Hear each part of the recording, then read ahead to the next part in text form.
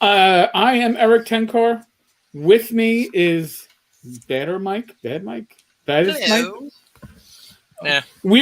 I'm not saying better or baddest because we're going to be talking about newest TSR or newer TSR or TSR the next generation or whatever you want to fucking call it. I don't know.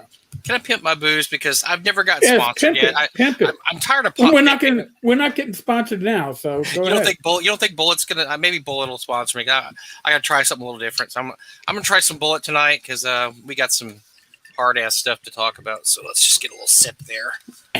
Yeah, and Bullet, if you're watching, I mean, I'd love to be sponsored. I've been trying every whiskey for the last year, and nobody's sponsored me yet. So I'm getting a little upset. You know, I actually don't. Normally, I don't drink on Talking Crit anymore because I've been having power lunches with Rach at our local pub. But yeah, I was like, I can break out the proper 12 in a nice glass with over ice because it's just going to be one of those. Now, wow. So Facebook YouTube not giving reminders. Why am I not surprised? Of a bitch. You damn bitch. That's because they don't like me. No, I have no fucking clue. They like us. They like us. No, they don't. Maybe they Listen, 2 weeks ago, Mike and I gave. It was 2 weeks ago, right? We gave away $500 in drive-through. Was it last? No, it was 2 weeks ago. No, 2 weeks ago, we gave away $500 in drive-through RPG gift certificate funds to celebrate us hitting 500 subscribers. Right. We are at 705 right before I logged in. So that is nuts. A huge thank you to Professor Dungeon Master who pimped us out. I really can't thank him enough. And actually to regular listeners who simply word of mouth. I think that. Oh, why is my phone ringing? I put you on blind. Oh, come on, people. I got a show. Come on, people. I got a show here. Come on, Mom. Paul. Come on, Mom. I got a show. Gosh, what's her deal? Jeez. God damn it. That old lady, I swear, she won't stop bothering me. Michael, pick up your phone. Michael, picking up the phone. I want to be on the air like everybody. That'll be my mother. My mom's got things to do. Other things. She's got 15 feral cats in her backyard. She needs, and they all have names too. So she can deal with the feral cats and all. If I have 15 feral cats, they all have numbers. At least 15. I don't know. They all have names too, which I can't believe she can tell them apart. And they're the best fed, most beautiful feral cats you've seen because my mom puts food out, water out. They have an awning and a porch to lay under. And you go over there and they're just all laying out like, hey, what's up, man? They're gorgeous cats because she basically takes care of them. And the only good thing is she hasn't had a bug or a rodent around her house in 10 years because those things will eat anything that comes near her. But listen, I got a comment on Guppy's comment. Guppy, you know the fucking host of this show. If you thought there were going to be pretty people on camera, you were drinking before we were drinking. He didn't he didn't believe that. He couldn't have believed By the way, that. I got all cleaned up for tonight's show because I thought it was going to be a big show, and I forgot to shave. I mean, of all the things to do, I took my weekly shower and my weekly hair wash, and I actually brushed my teeth for the first time this year. I wore a button-down shirt just for the you look very dapper, and I'm like, wait a second, I didn't shave. What the hell? So you got grizzled Bad Mike for the show. So what are we going to talk about this week? I don't know what we got. Did Wizards do anything stupid this week? No, probably didn't. I don't know. I don't think so. I don't think Wizards has done anything stupid. Wenger. Wenger, Wenger's in the news. Wenger released the Kickstarter. We can talk about Wenger this week. That'd be awesome. But, Wenger's back on the right track. He's not saying he's whatever the hell he was saying a year ago.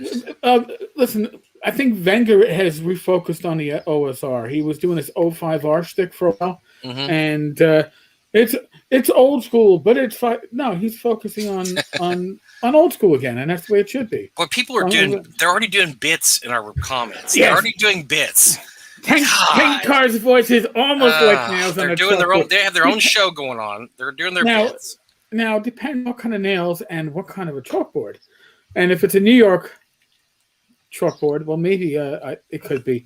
Listen, you left out the part that I am fucking obnoxious, okay? Because it's true. I'm a New Yorker. All true. I'm a New Yorker. I probably am obnoxious. But here's a little secret, and this will be our lead into our topic today. If you find somebody obnoxious because they're talking about you or your business decisions or your announcements, and you don't correct that person, you just say he's obnoxious, that means that there's nothing to correct, right? It means that you're going to deflect and you're going to make it personal. And making things personal are always the way for those that have nothing truly to say otherwise.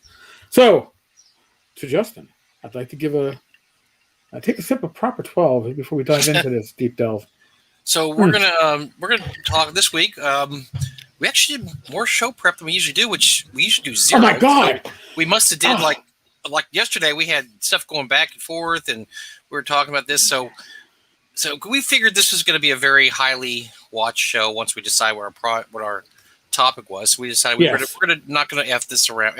We're going to do this right. We're going to fuck around. We're going to fuck around as usual, but we're going to treat this. I mean, we're going to be absolutely fair in this. We don't look. Honestly, I don't have an axe to grind with anybody. I don't care. I mean, this is not my target. Anything. So, I don't mind talking about this and just laying out the facts as is, and we're not going to sensationalize. There's no reason to sensationalize it.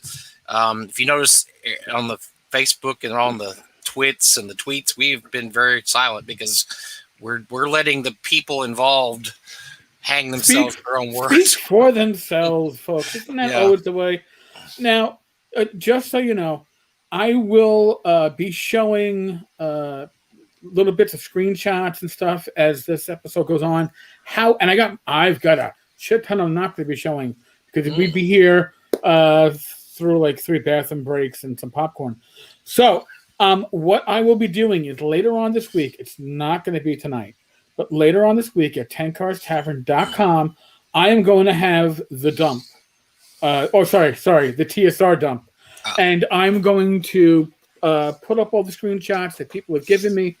So I have to redact information from conversations that were direct to people involved in this. I'll have links to other fun, interesting stuff that's part of this, and it'll be a one-spot repository. So that way, if Justin wants to take me to court, he can point to one place on Tenkar's Tavern. I'm very excited. I'm excited now because I'm excited to see those people here. Most of them excited that are pretty much our only female listener, Kim George, is present. So Kim, this is for you, baby, because we love you. You help us make us more diverse. We love you. We love you because of that. This is a sausage fest. Let's face it. We need more Kims. We need more Kims in here.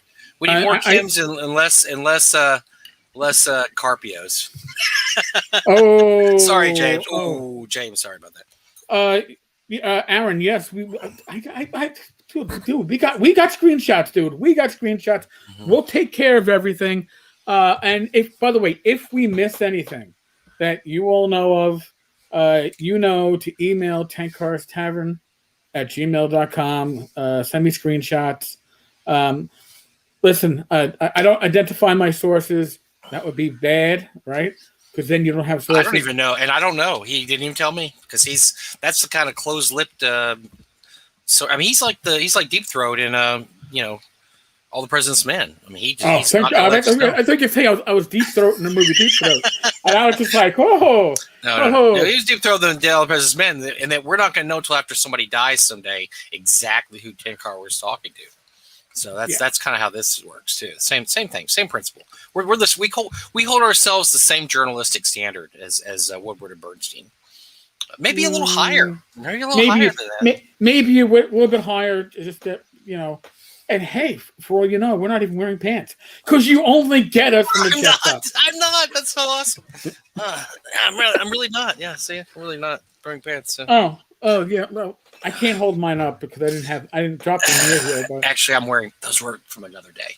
Yeah. But anyway, so what we're gonna do is we're gonna talk about TSR, the whole history of TSR.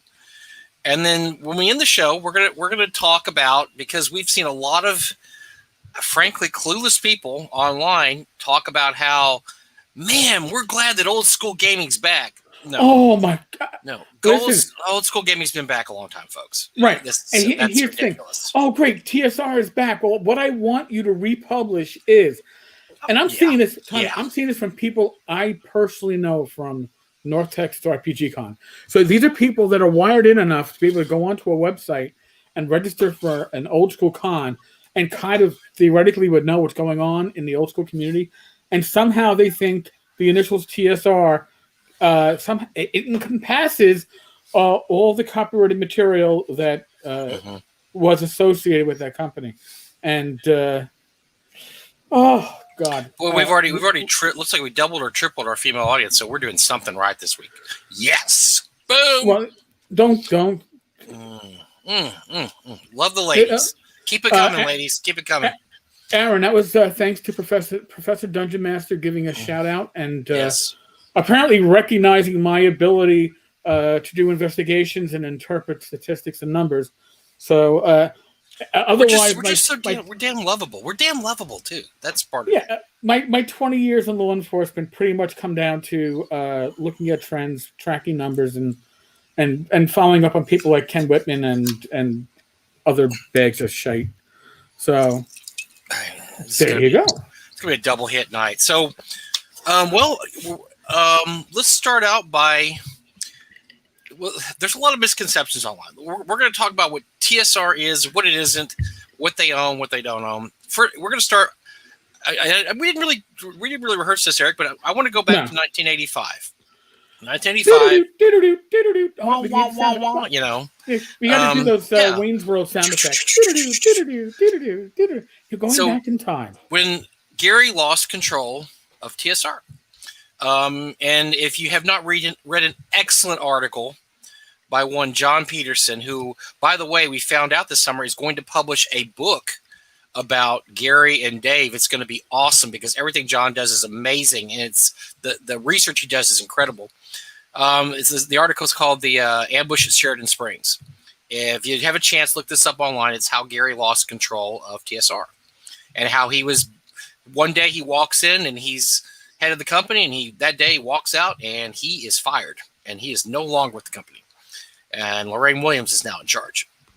So 1985, Gary loses control, and there's a purge pretty much. All the Gygaxes are fired from TSR because it was kind of a nepotistic company. You know, everybody had their family working there. The Blooms had all their family, and, you know, there was a lot of family nepotistic type stuff. So at that point, the Gygaxes lose they don't have any say in TSR anymore. It's gone. Gary goes on to form New Infinities with Frank Menser, I think Kim Mohan, a few other people. Cyborg Commando. Gord the Rogue books. I mean, they did some things, and then Lorraine, and because Lorraine was a vengeful, miserable human being, sued them and basically sued DW out of business, but basically lost the case because she was just going to try to money whip him so she could basically put Gary out of business. The Dangerous Dimensions, which became Dangerous Journeys because the alliteration with D&D was too close to DD was too close to D&D. And then, and then Dangerous...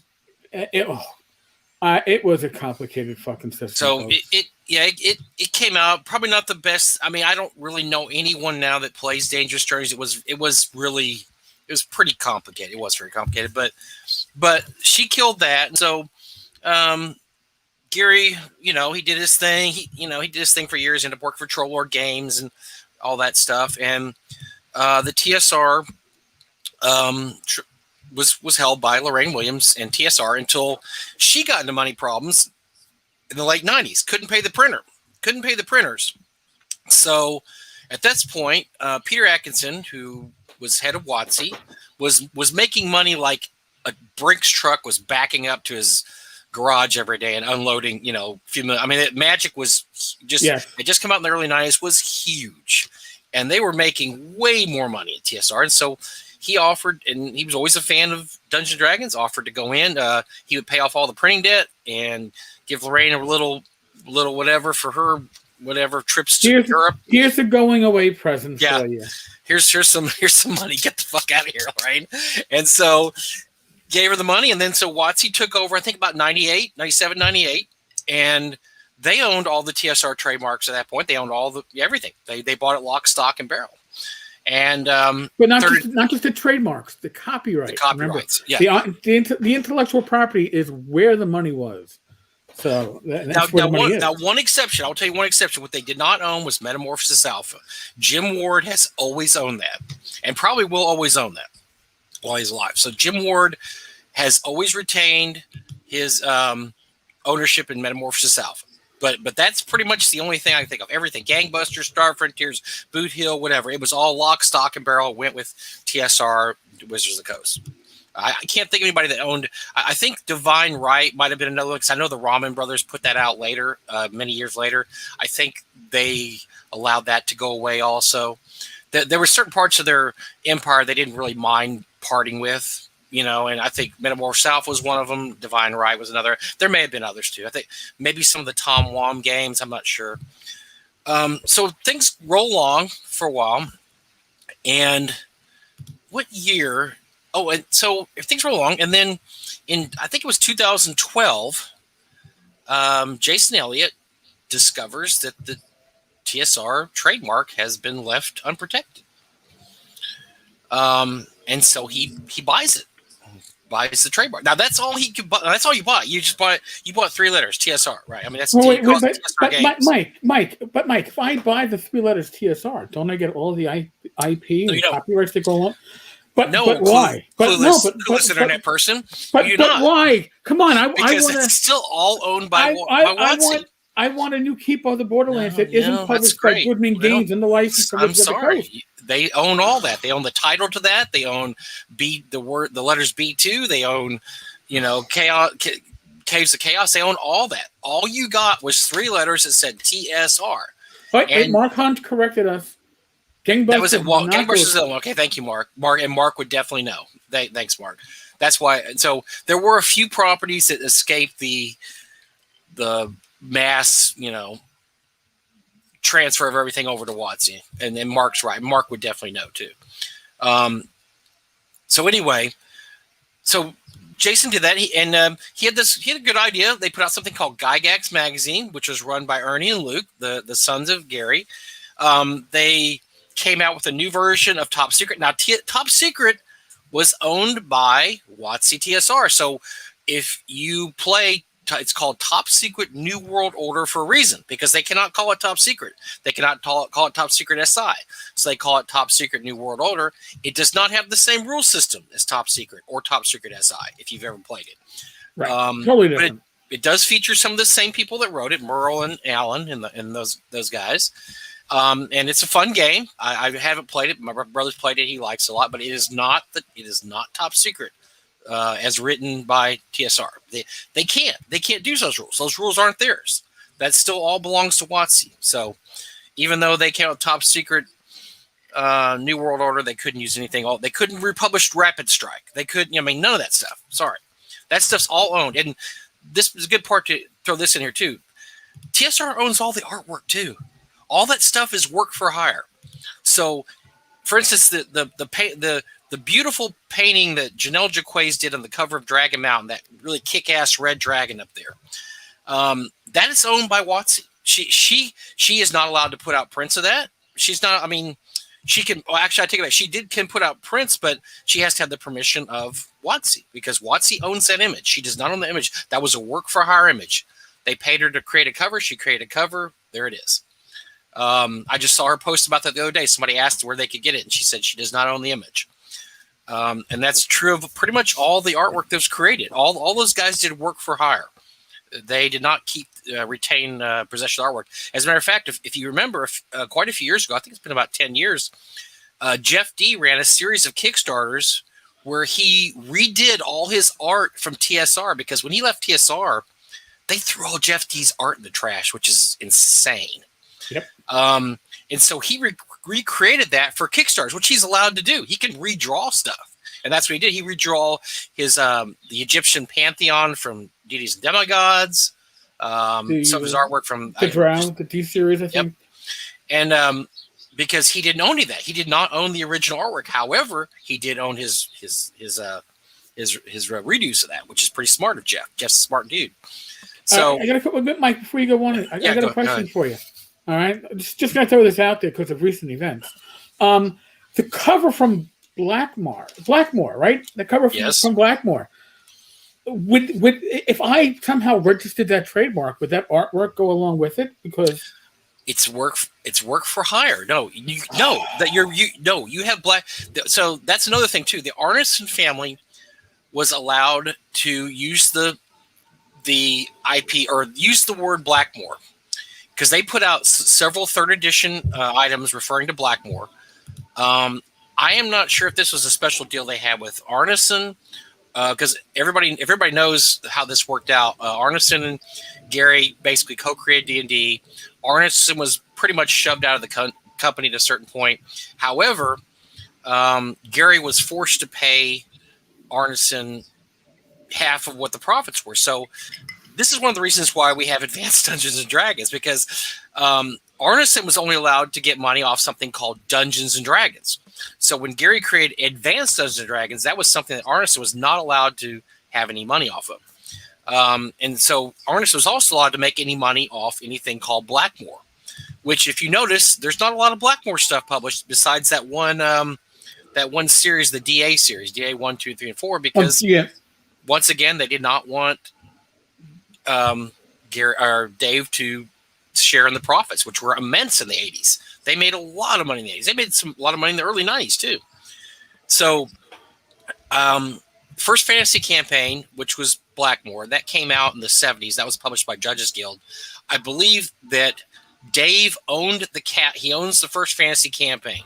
So he owns the Castle Blackmore and whatever was in First Fantasy Campaign that was published by Judges Guild.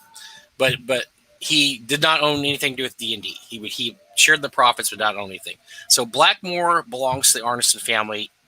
If they still, now I don't know what's happened recently. I think they still own that Blackmore. I think they still own the name Blackmore and whatever. So yes, you could license Blackmore, but you couldn't license it for D&D. You could license it Blackmore in the. Oh, damn! My headset went out. Mike went quiet. Okay, I'm back. Oh, okay. I thought it was my headset. Oh, it's so my fault. All right. I was like, what the hell? So now, since you've mentioned the Blackmore, I'm gonna just mention. First off, if you have questions, folks, save the questions to after we do the historical recap. Because trust me, there's gonna be a lot more questions popping up. But here's the interesting issue. Blackmore has actually been applied for as a trademark by the new TSR, and apparently they intend to license the use of the trademark to the Arneson family at a below market rate. That's what I've heard. So that seems to be why they thought they could use the artwork from Blackmore in the faux flyer for a con that we'll talk about later. This is probably the best time ever to add also the fact that obviously Eric and I are not lawyers. Any legal advice we give should be taken very suspiciously. But we have talked to people who know things, and we have conversed with members of the legal profession, and we have sources too who know things.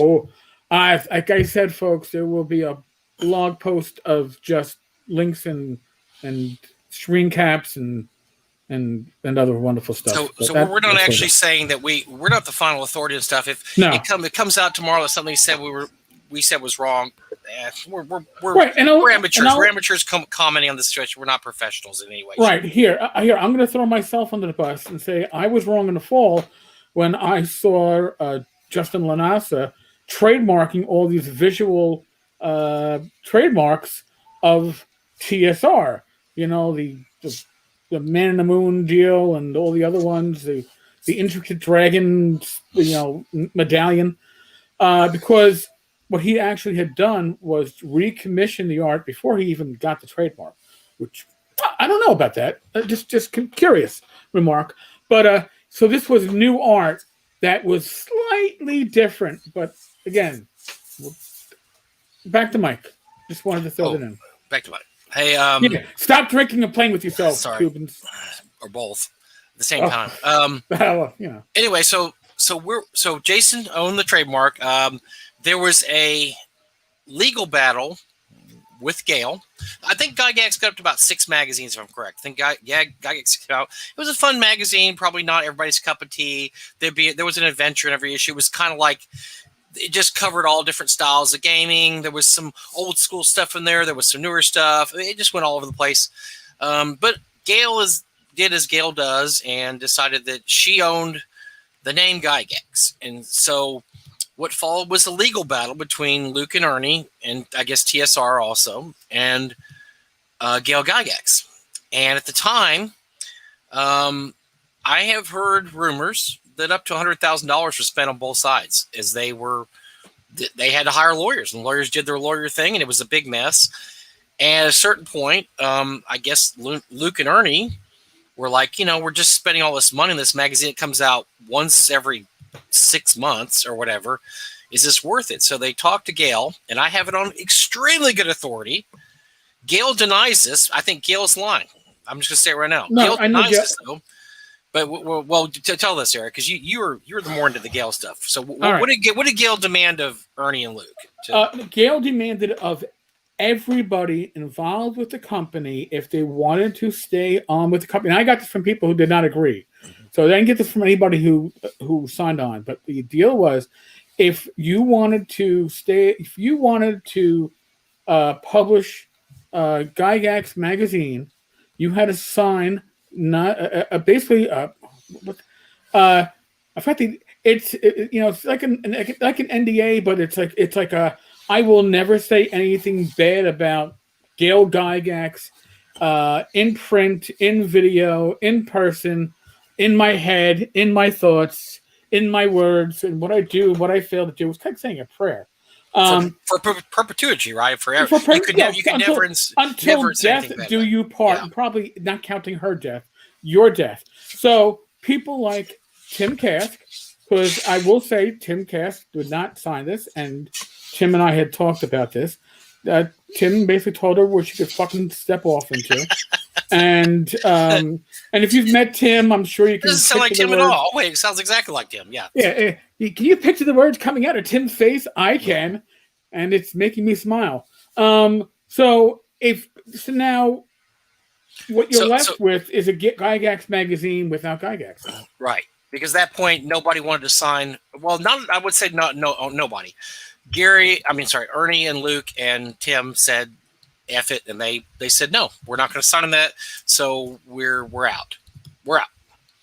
And after that, TSR with Jason limped along a little bit. Didn't really do it. I mean, they didn't have Gygax magazine, which was kind of the whole point of the company. And they just kind of limped along for a while, and so which leads us to last year. And what happened last year? Or 2 years ago, I'm sorry, 2019, correct? Or was it 2020?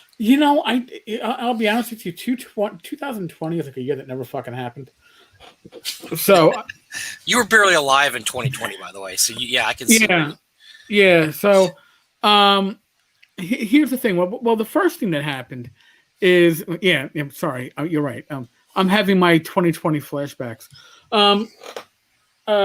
The first thing that happened is that they announced a Dungeon Hobby Shop museum, or however they phrase it. And the idea behind the museum is it was taken. It was going to be at the original Dungeon Hobby Shop, which is what I guess Ernie ran for a good portion of his stay at TSR. And they were going to turn it into a for-profit museum. And I'm saying, and I'm stressing that for-profit part because the museum, even now, is asking creators and luminaries in our industry for donations to display at the museum, but it's a for-profit museum. So you're donating to somebody who's making a profit off your donation. And that, to me, I don't know, it doesn't quite sit right. So in any case, the Dungeon Museum was set to launch. This was 2019. And it was getting ready to launch. And what happened? COVID hit. Because the museum was supposed to garner a great amount of income.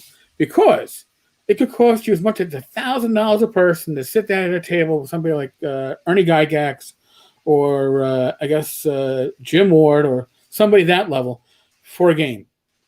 So if you have 6 players at your table, that's $6,000, of which at least half is going to the museum. So it never happened, right? We weren't doing in-person stuff for like over a year. So I'm guessing when that didn't happen, the museum had to find other ways to make their income.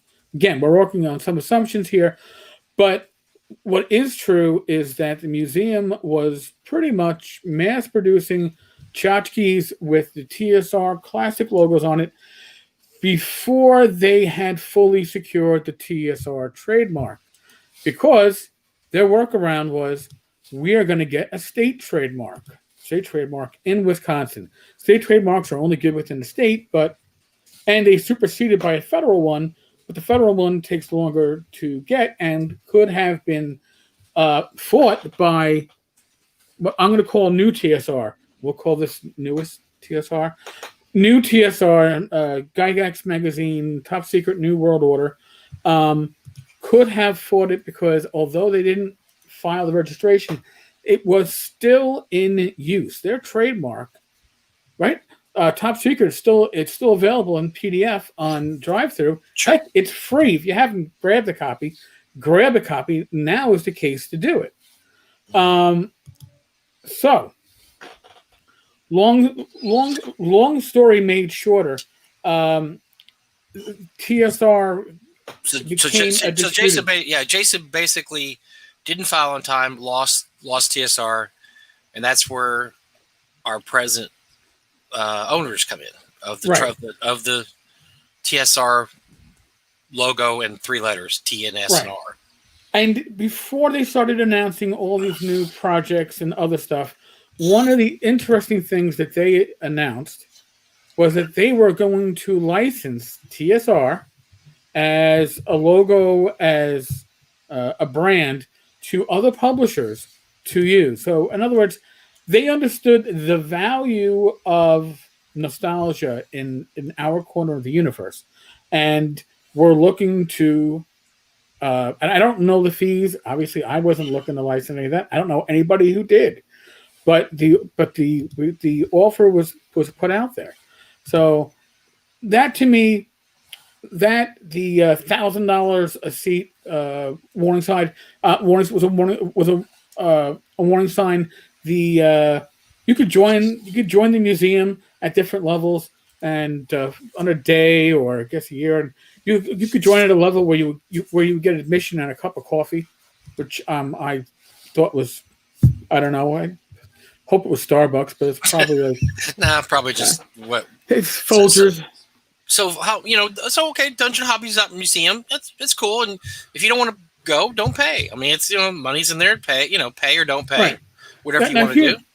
Here's the Dungeon Hobby Shop Museum. So admission is $3 or $5. Or you can get a copper membership, which gives you 5% off of gaming. So if your lowest table, by the way, your lowest rate to play is $50 a game. Ouch. At one of these hosts. But you might be able to play with Gary or Jim or no, famous, right? That's common. Now I would assume somebody like you or somebody on your level or my level, it's probably an uncommon or rare DM. So it's $100 or $250 a person, not for the table, not for 6 people to sit down.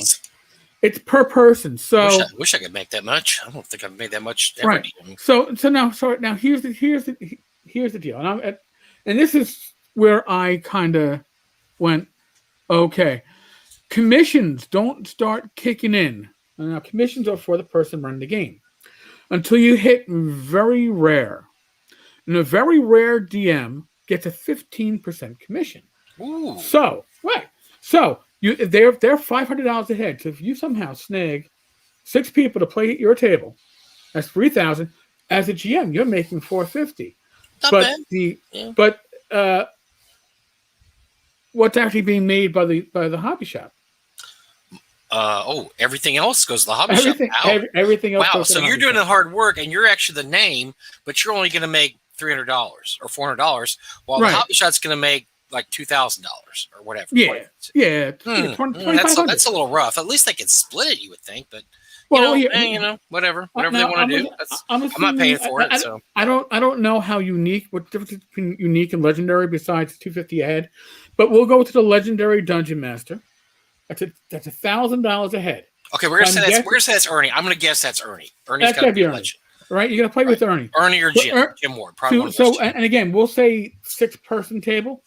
So again, Ernie, no! I bet you more than that. I bet you. Let's say 8 to 10 person table. No. At $1,000 a head, I'm gonna. $1,000 a head. Okay, I'm gonna say they can fill up 10. We're gonna say 6. Yeah. You're right. We'll say 6 because even that's.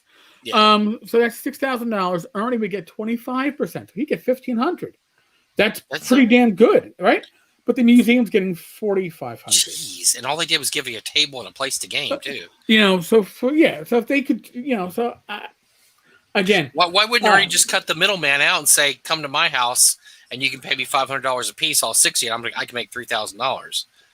What's in it for Ernie to pop? I guess Ernie doesn't have to deal with that then. Somebody else is setting everything up and say, "Hey, you just have to be here at noon, run your game. We take care of everything else, and you're free and clear."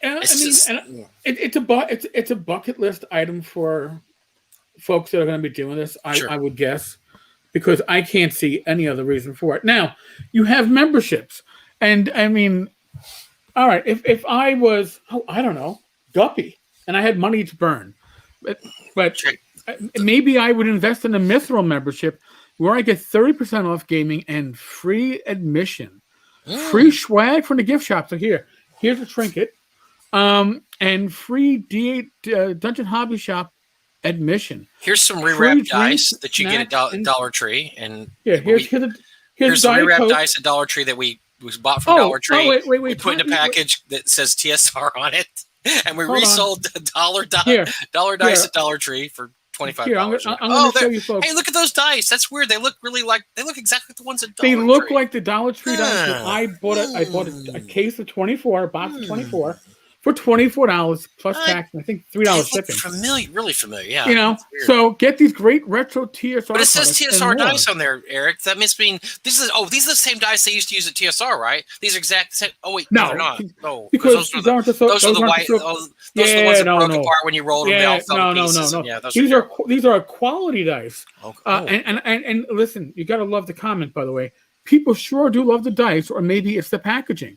Now that comment is made by the Dungeon Hobby Shop Museum. So, folks, if you don't think that you were getting this when you bought the dice, they just gave it to you.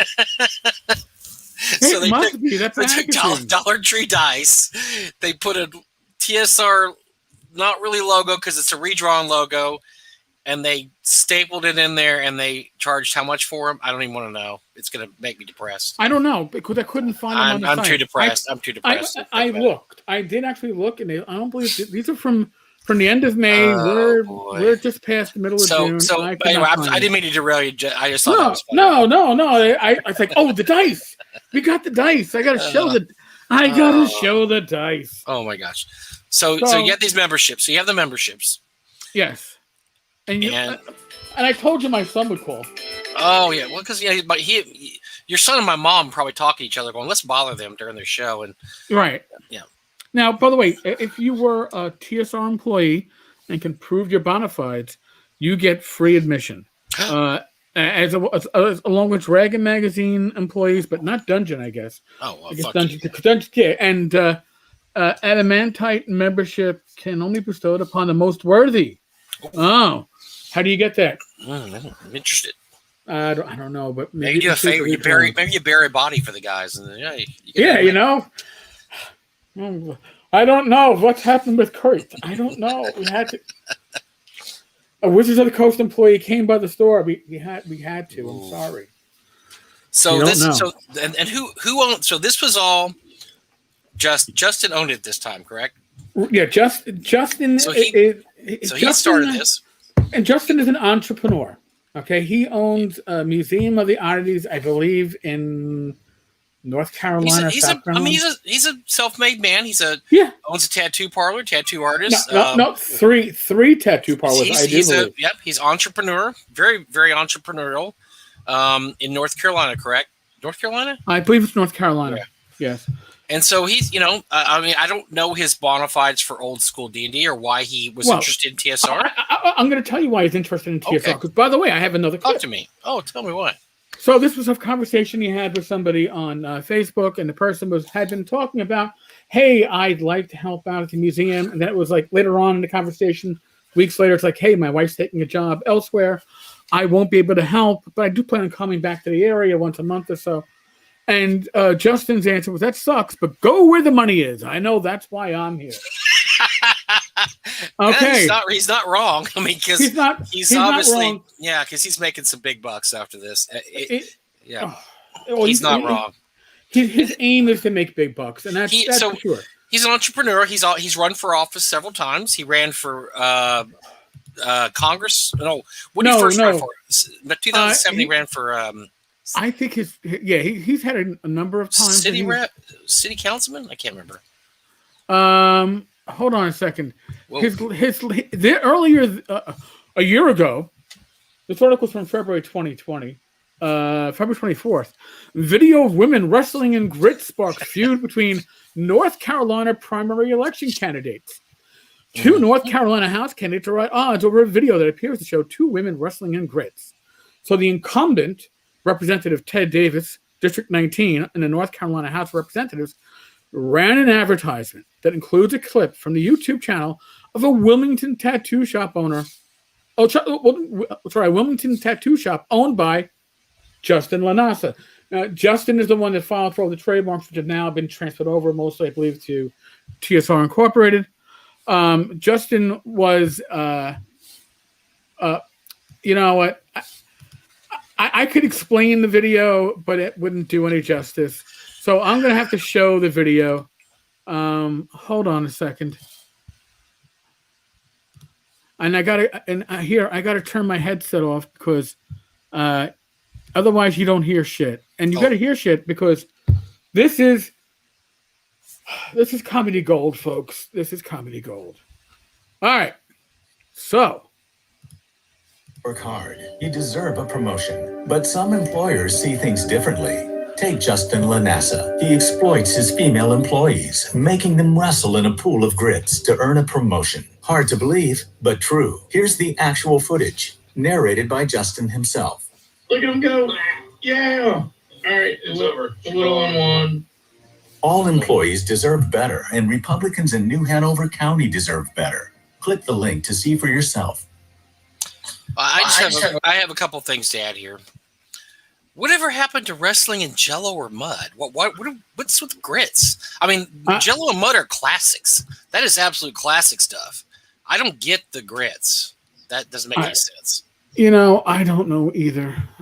Just get some mud, put a little water in there, and boom, mud wrestling. It's classic. Or Jello. I mean, Jello. I don't like Jello, but we can. I don't get it. I just don't understand. Why would you rebrand a classic like that? I don't understand. So now, here's the thing. The clip in question is from 2012. Justin had it up on his YouTube channel when he was running for office. Apparently, the channel is offline now.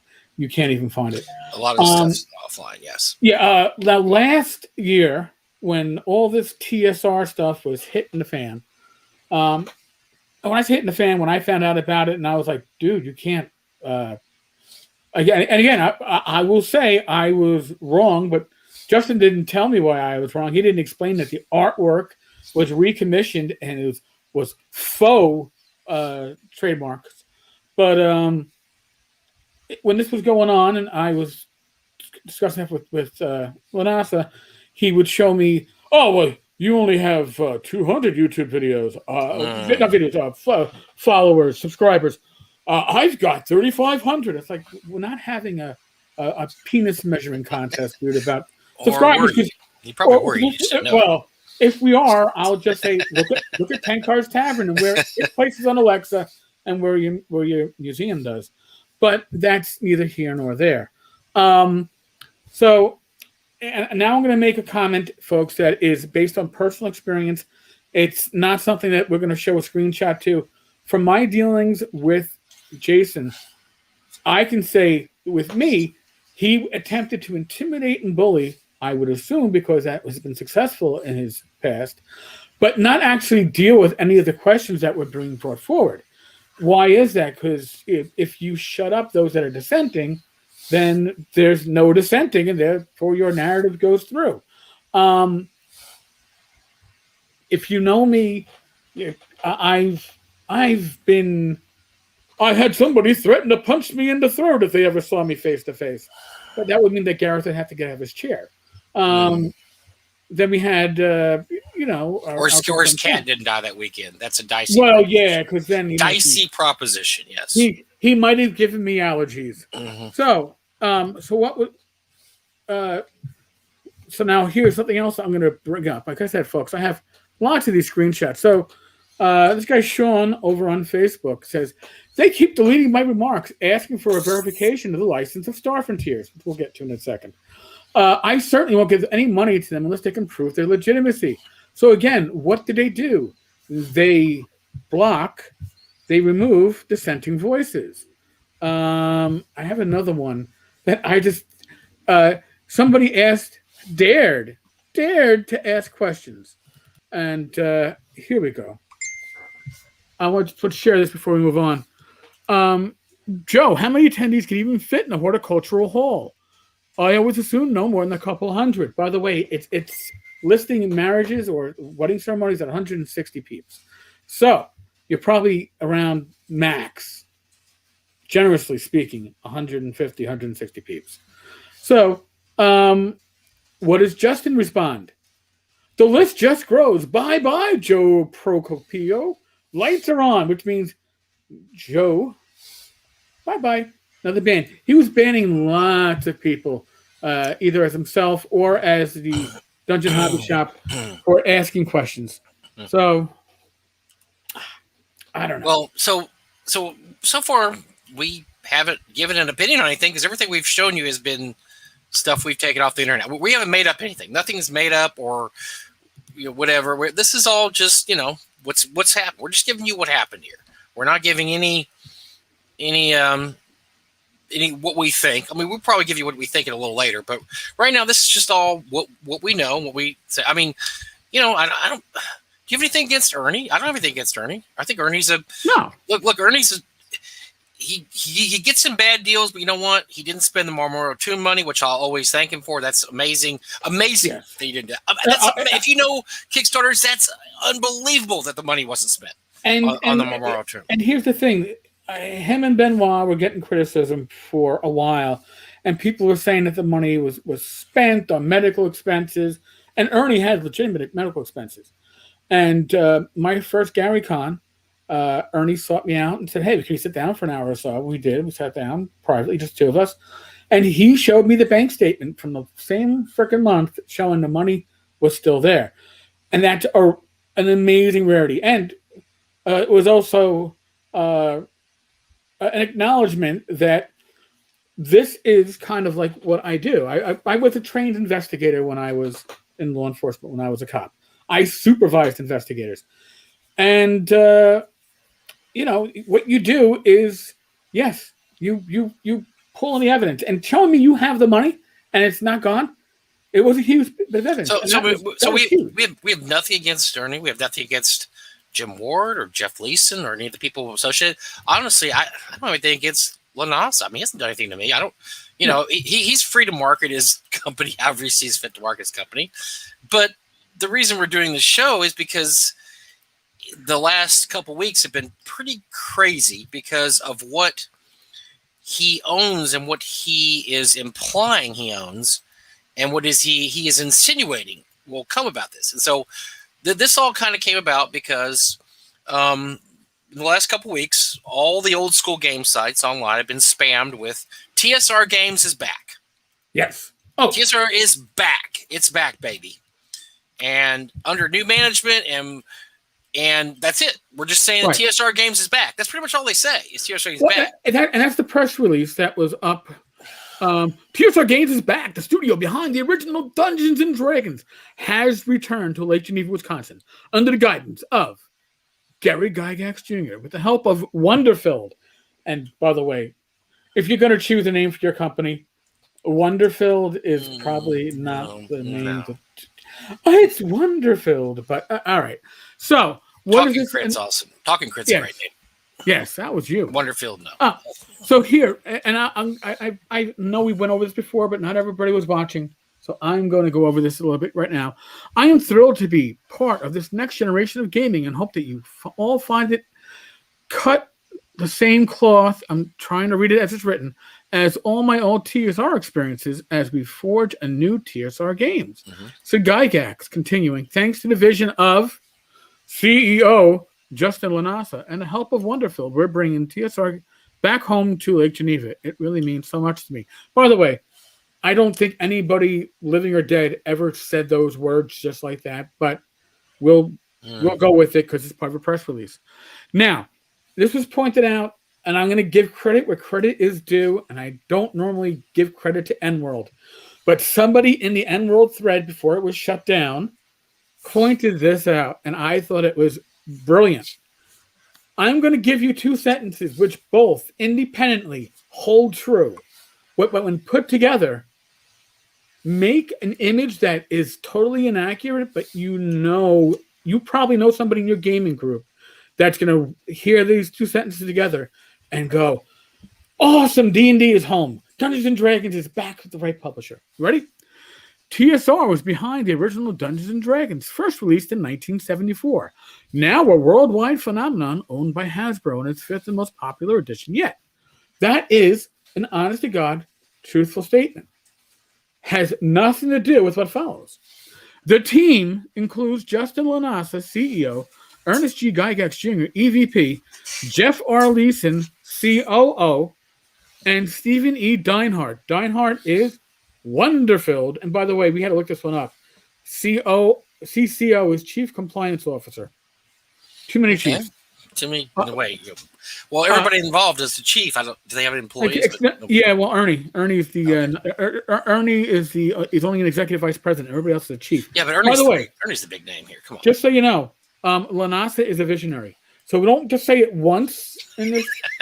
LaNasa is a visionary and entrepreneur that has set out to reunite brands like TSR with the original talent behind them. Now, that's an interesting. Now, I'm gonna have to stop you on that one, Eric. Because before you stop me, is it singular or plural? It's plural. Why is it plural? Because I've been told by somebody who had a conversation with parties involved that Justin's game plan is to try to grab as many expired, lapsed trademarks that TSR originally had, that Wizards of the Coast has not refiled, and then claim them, and then I guess varnish them up and license them out. So, I guess if you want to put out Mental Bronzen, which by the way lapsed, I guess they'll probably file for it, and then you could license it from them. Does it include any of the IP? My problem is when you say the original talent behind. Ernie used to run the hobby shop. I don't remember his name on any first edition products. I'm not saying he didn't work at the company, because he did. He worked for the company, but he didn't write anything for him. Jeff co-wrote a module, and he did a lot of work for the company also, but behind the scenes, a lot of it. Jim's probably best known for Jim did a lot of editing. He also did the original Deities and Demigods. Obviously did some Gamma World stuff, but it's a lot of the big names are missing there. I mean, these guys were there, but I wouldn't say this is the heart and soul of TSR, of classic TSR by any means.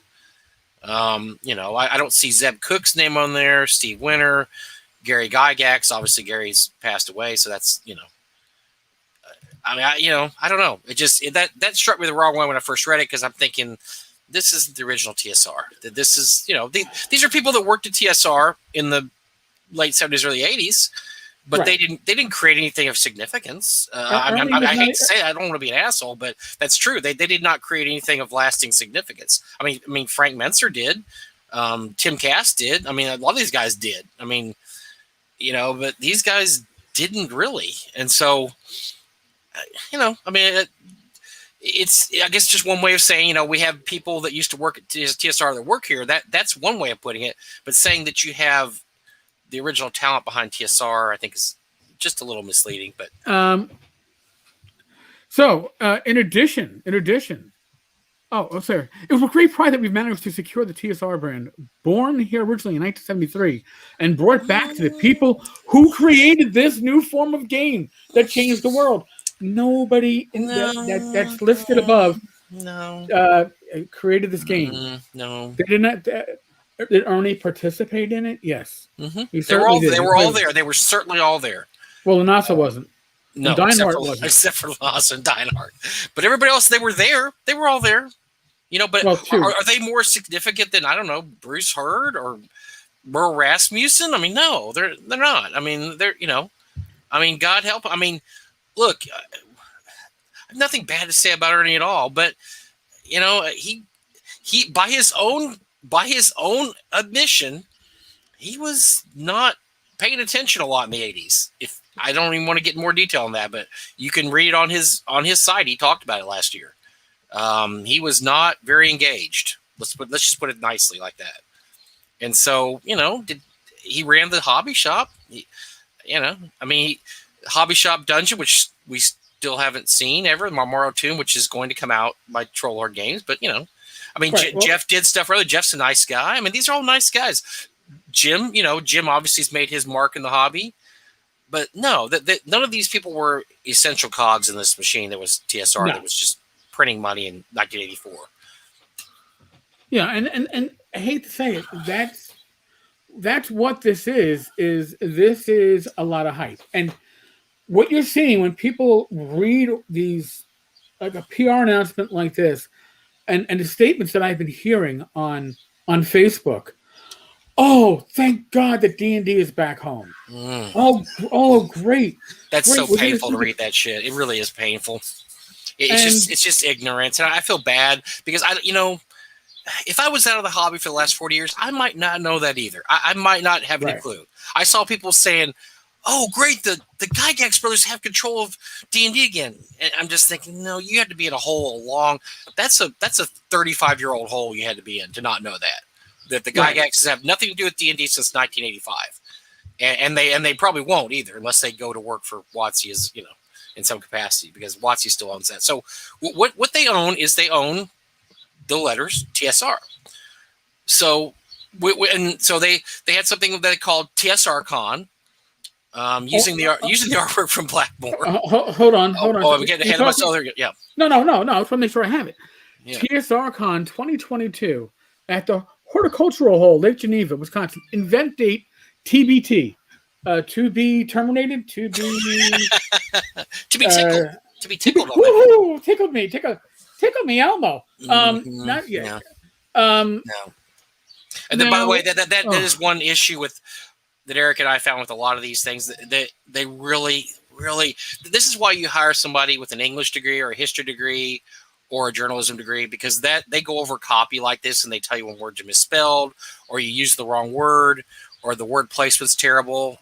There's been a lot of mistakes they had to correct, and it's sort of embarrassing because if you want to project this image of you're a real company and we're doing real company stuff, you don't want to be misspelling words or using the wrong word, and that's kind of embarrassing. I mean, yes, big companies do that sometimes also, but it doesn't give me a lot of confidence in who we're dealing with by the fact that they would put out like kind of these press releases with a lot of misspelled and misused words in them. Kim, do we know how small Horticultural Hall is? Oh, we do, because we have talked to people who went to the original. We know. I've been to Horticultural Hall. I've been there. I've been there. Have you been there? I went there. I have not, but 160 for weddings. Mm-hmm. That doesn't sound very promising. Now, admittedly, they did say, well, we'll handle the small size by having multiple event dates. This tells me that they are going to. So, for all the people that are all excited about gaming with Ernie at the Horticultural Hall, I hope you got some cash. This tells me if this place can, let's say it can hold 150 comfortably. They're going to charge $100 to $200 per person. I guarantee you, because they are not in this to lose money. And if they charge anything less than $100, they're going to lose money. Matter of fact, they may still lose money with $100. I may be way off. They may be charging you $500. I don't know. But for a convention of only 150 people, they're going to have to charge a lot of money to get their money back. So sorry, average gamer guy that thinks it's going to be really cool and they're going to show up and play with Ernie. You're not, unless you're willing to lay down a really good chunk of cash. But I mean, I wish them well. I mean, hey, they call themselves a war game convention. I think that's pretty cool because there just really aren't very many war game conventions anymore. That would be great to see. But actually, there are. I actually did a Google search, and they are very regional, but they are out there. And most of them are probably larger than the 150, 160 people they will sit. And you can't really call yourself the premier war game convention, the nation's premier, when you haven't had one. Unless you're saying we are premiering our war game convention. Again, it's the use of the English language. I know it is. Yeah, I don't know if he means premiere or premiere. There's two different words that they premiere, and it doesn't make sense because you're right. You can't call yourself the premier anything when you haven't had anything yet. It's like, I don't know. I mean, it's like me calling myself the premier dungeon master of U3. I've never ran it before, but I'm gonna say I'm gonna run it next year. So maybe I'm the premier DM that ever ran U3. I don't know. Yeah, that doesn't fill me with a lot of confidence, but this is probably a legit use of the TSR. You can use we're gonna have TSR Con. Okay. Yeah, call yourself TSR Con, whatever. Right, and that use is legit. However, if you look at the graphic under the war game convention, again, like I said, that has been redone. It is a new piece of art. However, Wizards of the Coast is still using these images, the original images, on current work. Right? Yes. This is on stuff that is on print on demand or on PDF that you can get from the DMs Guild. And lo and behold, could there be confusion in the marketplace if you're getting something on DMs Guild and it's like, oh, well, this must be published by that new version of TSR because it has their logo, and they're not going to see that the hair has one less curl in it or some shit like that. And by the way, that's why, and Eric's right, because this is why companies sue. They don't just sue if you use. That's why companies sue over something called trade dress. Mm-hmm. Trade dress means looking like another publication enough to be mistaken for that publication, and companies get sued for trade dress violations all the time. Because your trade dress is similar to, to our trade dress, and so there is a reasonable chance that somebody in the marketplace will confuse your product for our product because you're using the exact same trade dress. I personally know people who've gotten C&D letters for trade dress violations because their trade dress absolutely mimicked trade dress of something that came out, first edition D&D. So yes, this is how you get in trouble. Not just by using artwork that I'm not sure they have. I don't know if that's the original blackboard drawing or not. Maybe it's a redraw. I don't know. Well, here, hold on a second.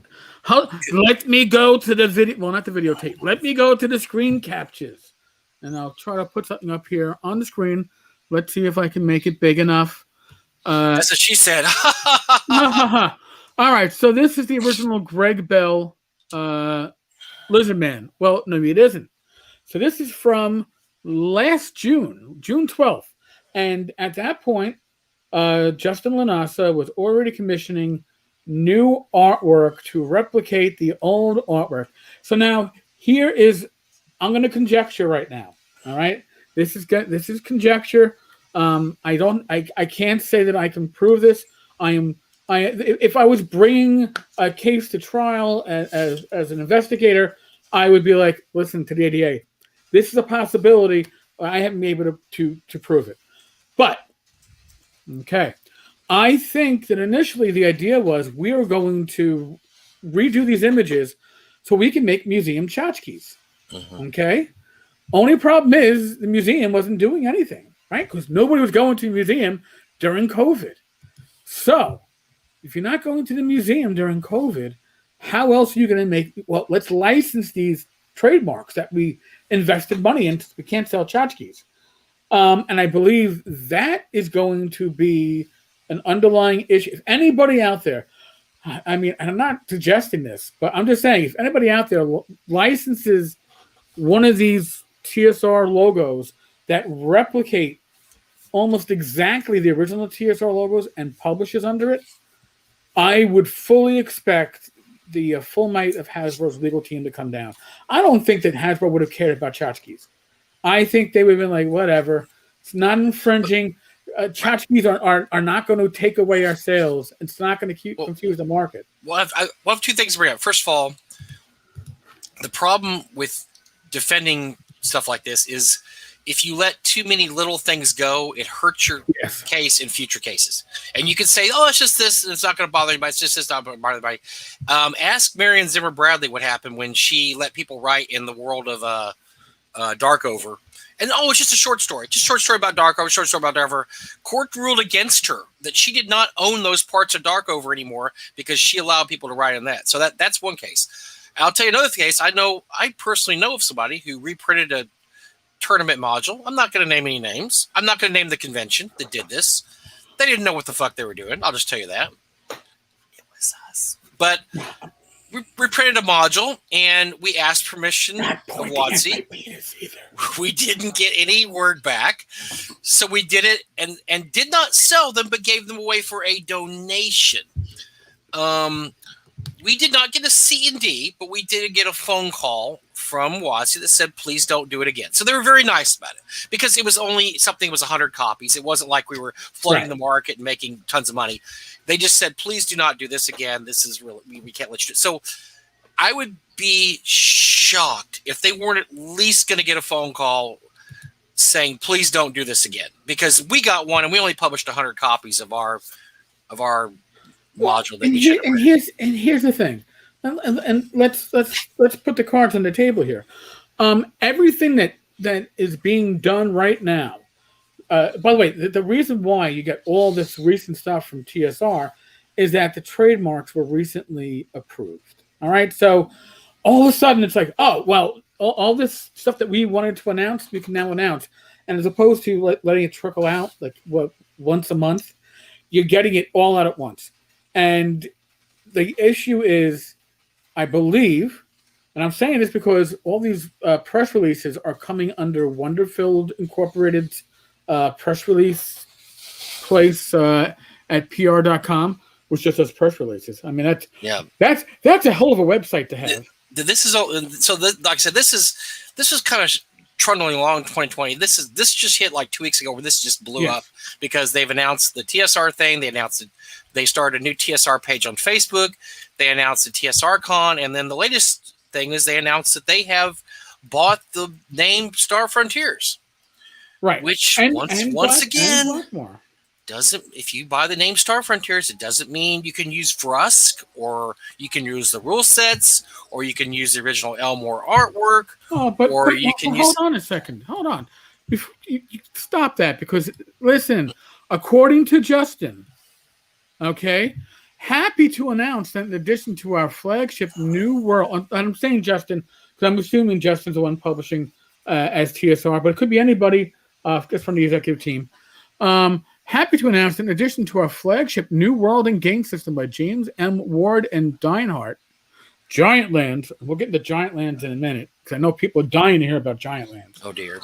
And Justin LaNasa's Children's RPG. This was under the table, by the way.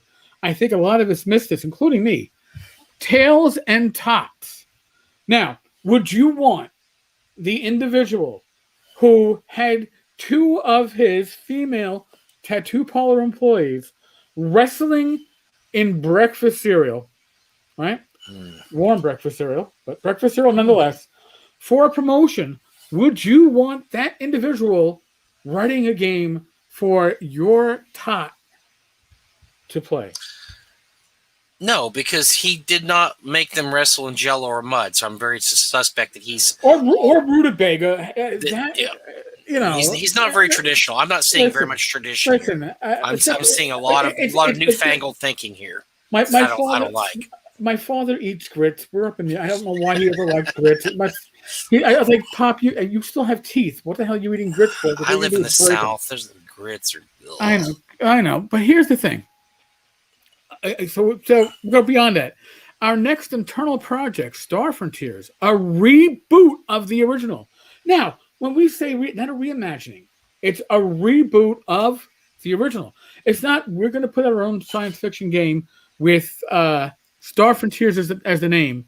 Right. It's currently in production. It has Larry Elmore attached. And then we're going to show you the Alpha Dawn cover and art, which you don't have any rights to advertise the game that you apparently may have the trademark to.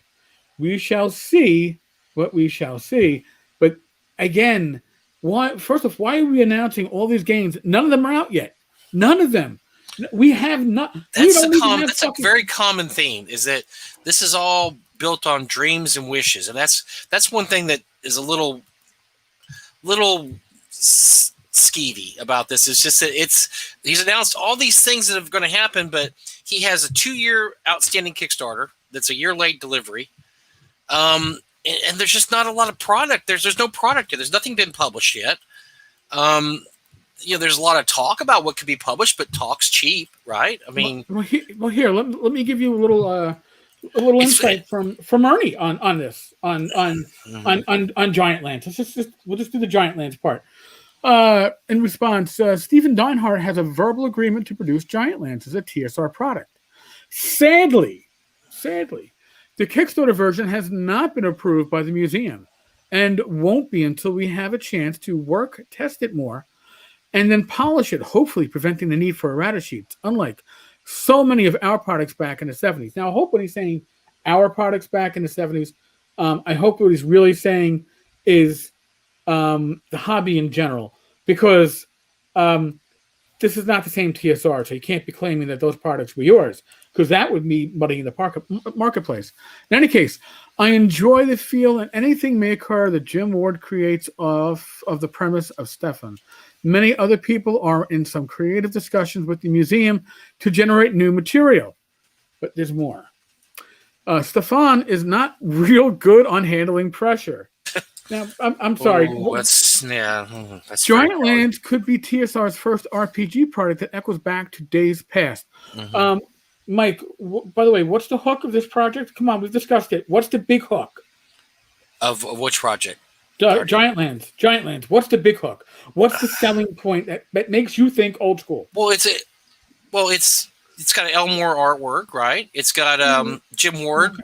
It's got masks and ponchos. And ponchos, mass and ponchos, mass and fucking ponchos. Oh, because I remember when Gary ran those games on his porch, he used to always wear a mask and put on a poncho. Because the roof leaked, so you had to wear a poncho. Yeah, that's not old school. Sorry, not old school. Yeah, it has not been handed in for DHS Museum's preview, though I have access to it as a game and quality editor. I hope that it all works out, but he has been running with the ball without huddling up with the TSR teammates.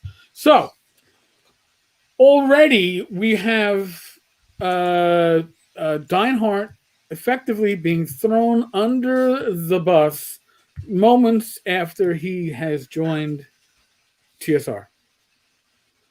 I'm flabbergasted. I mean, and this is not stuff that's private, folks. These are public sharings on Facebook. So, I mean, I don't know. So, I guess we should be. I guess if we're talking about this stuff, we should find the James Ward screenshot, right?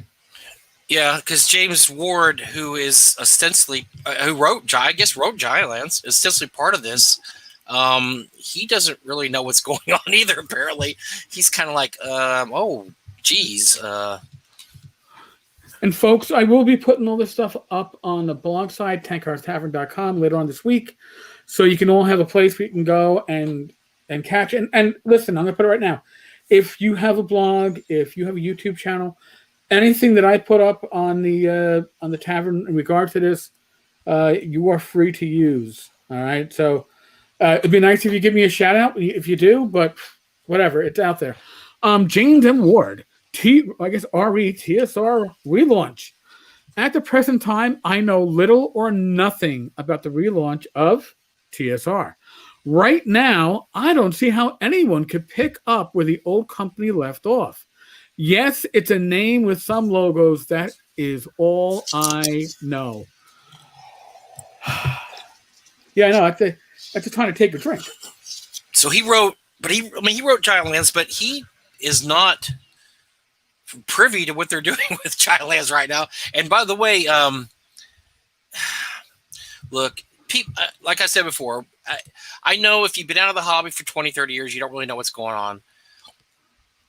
But if TSR was truly here to spread old school goodness, they wouldn't be publishing Giantlands as their premier set. They would be coming out with either an old school setting written in the Osric, Swords and Wizardry, basic fantasy type, hey, we're going to emulate old school. Or they would be publishing adventures that are easily playable with basic D&D or first edition or whatever, as hundreds of people have been doing for the past 15 years. This is not a new concept. And I understand if you've been completely out of gaming the last 30 years and don't know that there's this huge OSR revolution going on. It's been going on for a while. But for those who know better, you should be ashamed of yourself. This is not. There's nothing old school being published by this supposed old school company. There just isn't, or at least that I have seen. They're preying upon nostalgia, and they are working on the assumption, which apparently is true enough for some, that folks are just seeing the letters and the familiar logos and going, "It's back from the dead. The resurrection spell worked. Look, it's complete. Well, maybe missing a few fingers, but it's complete." No. By the way, until they produce something, I'd love to. I mean, look, until they produce something, all our evidence is we don't know. We don't know. They haven't produced anything yet. They have a 2-year-old Kickstarter that hasn't fulfilled yet, which is supposedly going to ship in July. We're going to keep up with that too. By the way, we're going to see when it actually ships. Giantlands ships. Right. We have Ernie and Benoit's Kickstarter, and people are going. What are you going on? Well, the Hobby Shop Dungeon has nothing to do with the new TSR, and Giantlands was kickstarted before and has nothing to do with the new TSR. Listen, those obligations, it doesn't make a difference because those people that created them are still going to be looked at and should be. And it's like your track record isn't the best for getting stuff out the door. What's the issue there? So Mark Hunt has a question. If Wizards of the Coast had a problem, would they not have stopped this by now? This really hasn't become an issue until the last couple of weeks. And Mark, you were in law enforcement. What do we always say? The wheels of justice go slowly. Usually because people you need to eat their breakfast, have their coffee. This is a huge company. They're not going to move this quickly on anything like this. But I'm not going to name my sources. I've received under good sources that TSR Wizards of the Coast is looking into this. It's been brought to their attention enough by people, and there's people that work for WotC that are all over the place, and we know some of them. You probably know some of them, and they've seen this, and they've reported to their superiors what's going on here. So I heard from somebody whose opinion I trust that they would be shocked if something didn't come out in the next couple of weeks from WotC. And now that doesn't mean it's going to happen. They just said that they would be shocked if it didn't, because there's some really skirting around the edges stuff here that's really not skirting around the edges anymore. Well, that's pretty much pushing the envelope. So. And that's part of the business model. Let's be honest, okay? The business model is almost shock jockery. When you are and listen, we avoid politics on this channel as if it was leprosy. And I think we've pretty much kicked leprosy's ass for the last 100 years, so it's gone, right? But we avoid politics. LaNasa makes a point of not just bringing up politics, but after bringing it up, then banning people for disagreeing with his politics. And I don't know. I don't understand how any kind of branding can be done that way. It is self-defeating. Well, why wouldn't you? The thing to do if you're starting a company and you want to get off to a good start and you want to talk to people who are into your hobby is you explain to them. You tell them, like, look, here's why we're doing this. Here's what this means. You don't insult people and attack people, because that just already puts you, half your audience is going to dislike you. Right. You've got to win over your audience, and you do that by explaining things. Okay, we're doing it this way for this reason. We're charging this much because of this. I mean, you're open with people. Look, we're all adults here. You know, you're not talking to children, unless for some reason you want to, you know, obscure your real motives or real, you know, what you're doing. In that case, you just, you know, you don't say anything, and you just say, well, you know, you're a jerk, and you must not like us, and so you're blocked. You're blocked. You're out of here. Now, Folkley has a great comment, by the way. That's why it's easy enough to pick up where the old one left off. Just declare bankruptcy. Jesus, that is. If they have enough tchotchkes, maybe they could do that. They could bury them all, probably along with the dragon dice that had to get disposed of at the end. Right? Wasn't that one of the reasons? Maybe the new TSR bought a Ouija board and are communicating with the spirits of deceased TSR alums. Perhaps, Rabbit, perhaps. But even then, you'd hope for a little bit better.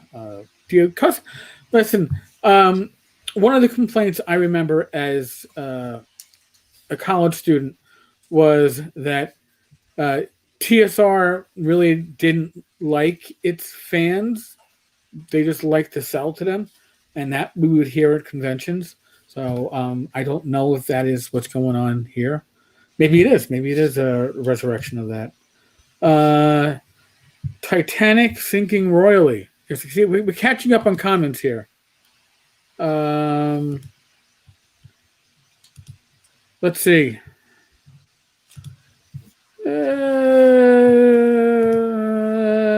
Timothy Shanks, there's a backlash in the OSR community against the Wizards of the Coast 5e progressive agenda. You know what? I'm sure there is. However, the solution to that is not to alienate people that actually might like to see that. The idea would be to say, hey, we're going to bring you into a type of game that just doesn't have an agenda like that, as opposed to trying to instill an opposite agenda. I never saw the appeal to that. But maybe it's because I've gotten old and I no longer have the energy of my youthfulness when I participated in a student takeover of my college. The old days, Mike, back then. You know? I know. Yeah, so this paints a weird picture, and I feel terrible that so many people are so excited about the fact that TSR comes back, which, I mean, let's face it, it's just a name. There's nothing behind it. There's nothing old school behind it. There's very few plans for really anything that I see that could actually happen. This old school. I mean, it's great to see people. What is old school? Well, that's the whole thing. And I get really, really bummed out when I see people posting like, "Man, finally they're bringing back the D&D that I love. The D&D that you loved has always been here. It never went away. Yes, it was hard to find between the years of 2000 and 2010 or so, or 2007, I guess. But right. It's back. It's basically back. And I just feel bad that people think that this is their one shot to get old school, back in their lives, because old school could have always been part of their lives. And it makes me feel bad that they feel like this is their one shot back to play D&D the way it was written. Well, they're not going to write first edition mods. They're not going to rewrite Village of Hamlet. They don't have the rights to that. They don't have the rights to, redo Ghost Tower. They don't, all that stuff that they can't do that. So the fact that people are just really getting excited about it kind of bums me out. I mean, they should be excited about what's out there now. And then a little later, we'll talk about, I'm going to show you some of the companies that are producing stuff right now. If you happen to not know, I don't know if anybody here, maybe somebody that ends up watching this video later doesn't know, but I'm going to give you a bunch of companies that are putting out old school product, and they're putting it out with Ostrich rule sets, with Swords and Wizardry, which is a retro clone of OD&D, and these are all allowed under the OGL, which, by the way, TSR could be using the OGL out the ass right now. They could use the OGL to produce all kinds of old school rule systems, or they could be using existing rule systems. Say, look, we're going to put out a whole bunch of adventures. We're going to do Return to the Tomb of Horrors. I don't know, call it the Tomb of Horror. Change a letter in it, and they could do it under ostrich rule set or something, and people would go nuts. But it's just weird that the products they're putting out are not products that myself, as someone who likes OSR, am finding myself very interested in. Are you interested about any of this, Eric? No. Well, listen, I'm interested in the bullshit, okay? Because, I mean, there's just so much bullshit attached to it. And Shane makes a good point. There's nothing beyond the name and the logo, but it's a smart move because everyone is talking about it and interested in it. And yes, there's a whole idea of even bad publicity is good publicity. But not when your bad publicity gets the attention of a corporation like Hasbro, which I fully suspect is what's going to happen here. Because you can't play in this sandbox and literally leech off of, and that's what's going on here. This is like what's it, a lamprey eel that like lives off a shark, right? And it just feeds off the waste. This new TSR is acting in a way to try to leech off of Wizards of the Coast intellectual property by claiming to be the direct inheritor of the original TSR. And again, there are people who somehow they suspend their ability to think because they want to believe. They want to believe. Everybody wants to believe. They want to believe that Ernie's back and he's going to write us an old school module. And he never wrote one. I know, but it's all built on dreams and hopes. And I thought about this a lot this week, Eric, because we talked about this, and Eric and I kind of played good cop, bad cop. I was the good cop. He was the bad cop. He's a good bad cop. But my thing was, look, people, 2020 was a shit year, okay? People died, the pandemic, businesses went under, they lost their jobs, that. People want hope. They're just looking for hope. And then all of a sudden they see one day pops up that TSR is back. And they get excited because they're like, man, TSR, look, those initials mean something to me too. It's weird. I see TSR, it's the same way when I see something like Marvel Comics or, anything like that, just something that just sends this, oh my gosh, it's nostalgia. It sends this huge nostalgia boost, when I see the words Led Zeppelin, I'm like, boom, I'm back in 1977 listening to, Houses of the Holy or something. I mean, and I know what the initials TSR do to people, that they have this huge nostalgia thing that just shoots right in their brain, and they're back to going through Tomb of Horrors for the first time. This isn't the same company, guys, and they don't own those assets anymore. They don't own those rule sets anymore.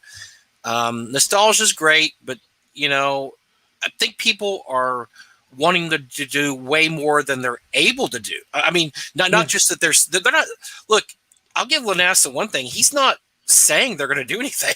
He's letting people build their own scenarios in their own minds. He's just saying, look, we're back. TSR is back, which they're really not back, and we're doing, and we're going to publish stuff, and people are filling in the blanks in their own mind, saying, "Oh my gosh, you're going to do D&D again. We're going to see Giant Series again. This is so awesome."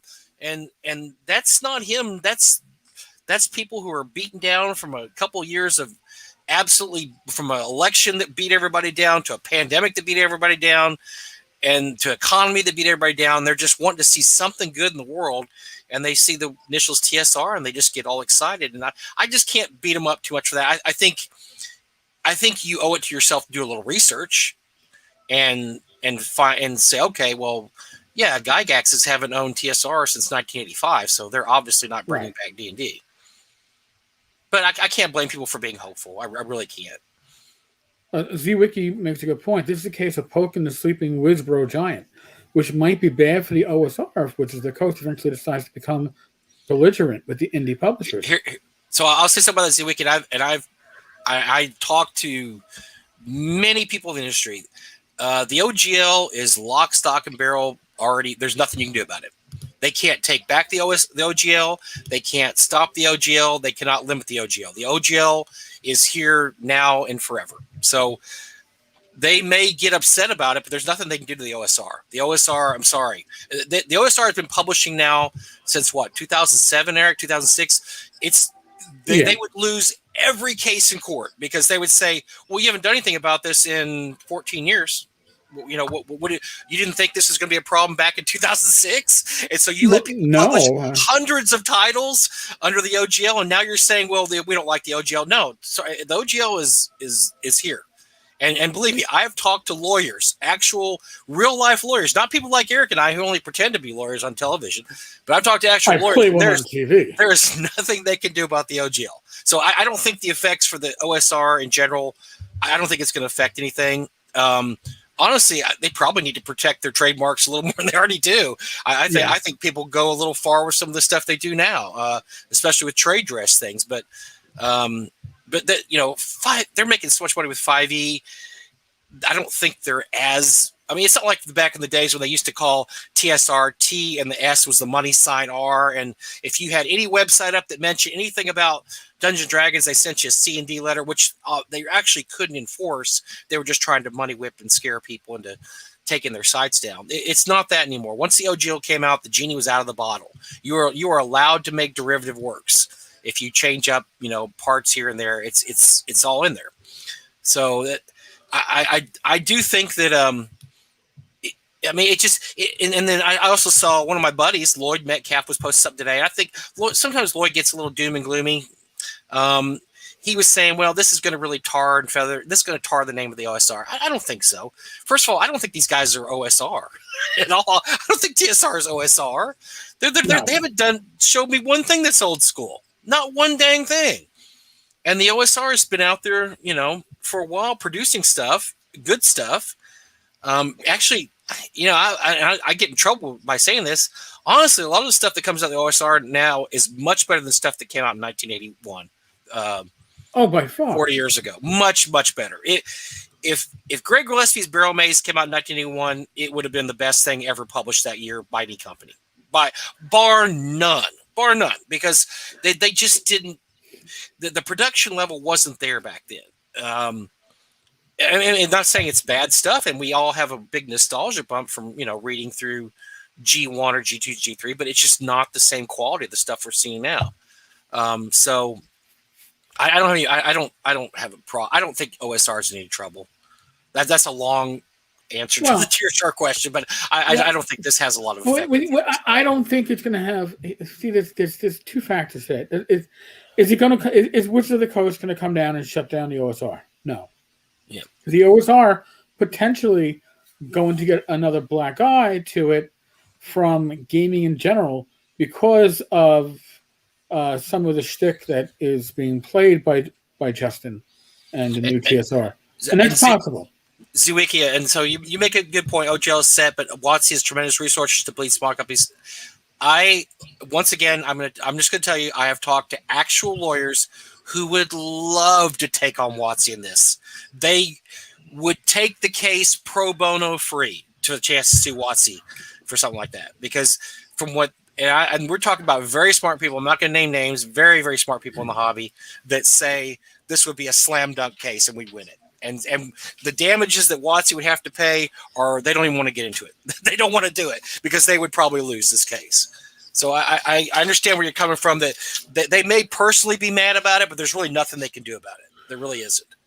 All right, Vanishing Tower Press. Can you make an adventure compatible with insert generic, non-specific description of a game system here, or is this specific to Wizards of the Coast? Well, other companies have released their games under the Wizards of the Coast OGL license.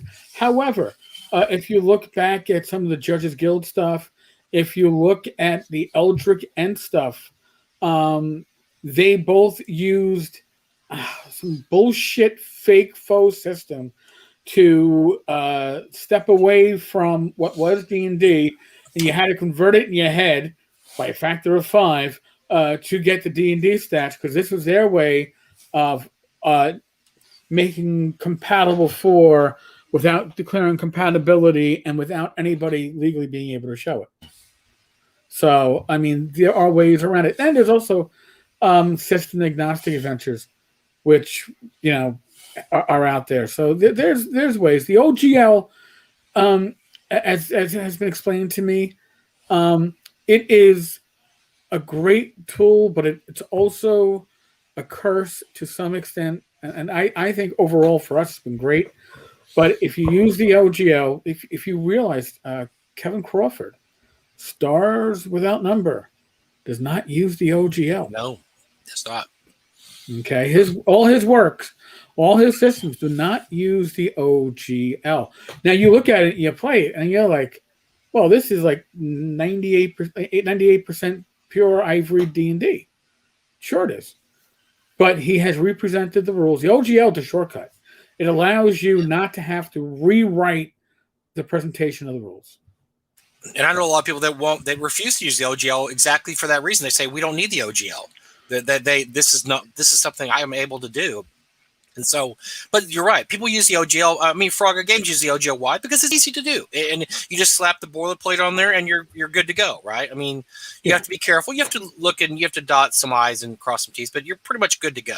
And that's what the OGL does. And look, the OGL was one of the greatest things ever invented. And as Eric says, it's also a cursed double-edged sword, because not only is it one of the greatest things ever invented, it also let a lot of crap out there that just absolute garbage that people like, hey, I can publish my own crappy adventure now because, I don't have to, it doesn't have to make any sense or whatever. I have the OGL, and that happens. But on the whole, I think it's a positive thing.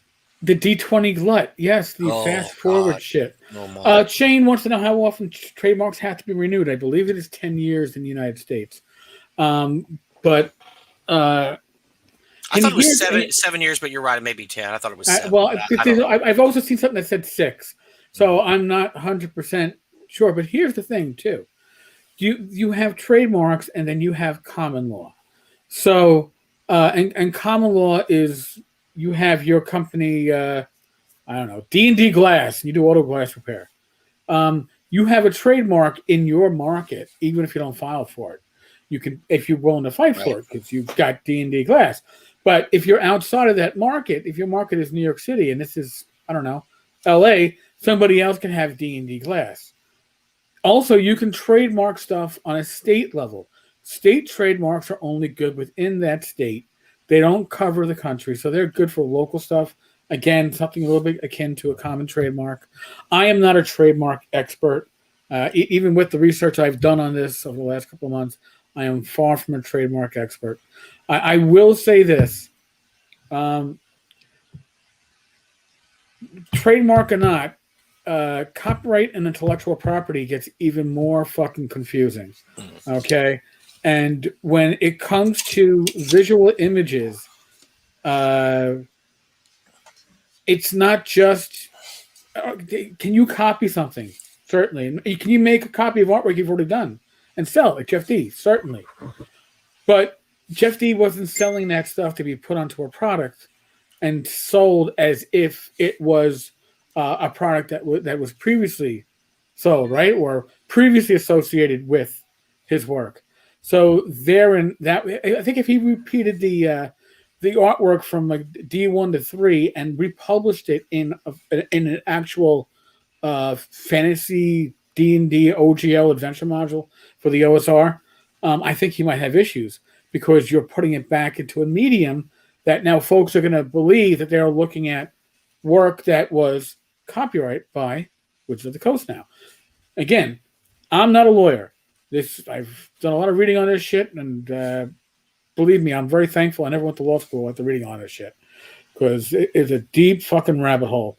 But intellectual property law and copyright law is different than trademark. Trademarks are a little bit more, but once you get into copyright, so kind of, I mean, not really wrap it up, but I mean, so that's where we are now. We're at the point where LaNasa, and he's actually, I mean, the dude needs to look at what's going on in discussion. He has a lot of people that are telling him right off the bat they're not going to buy his product because they don't like his attitude online.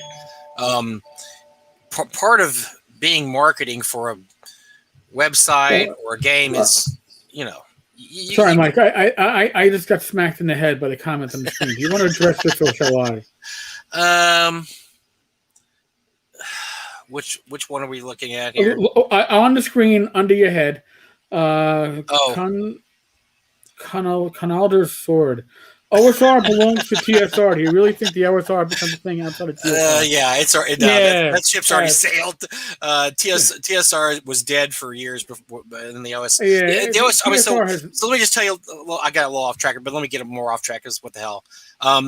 So when we started, Doug and I started North Texas RPG Con in 2007. I went and looked at conventions that were. We wanted to do a convention because at the time 3E was the king.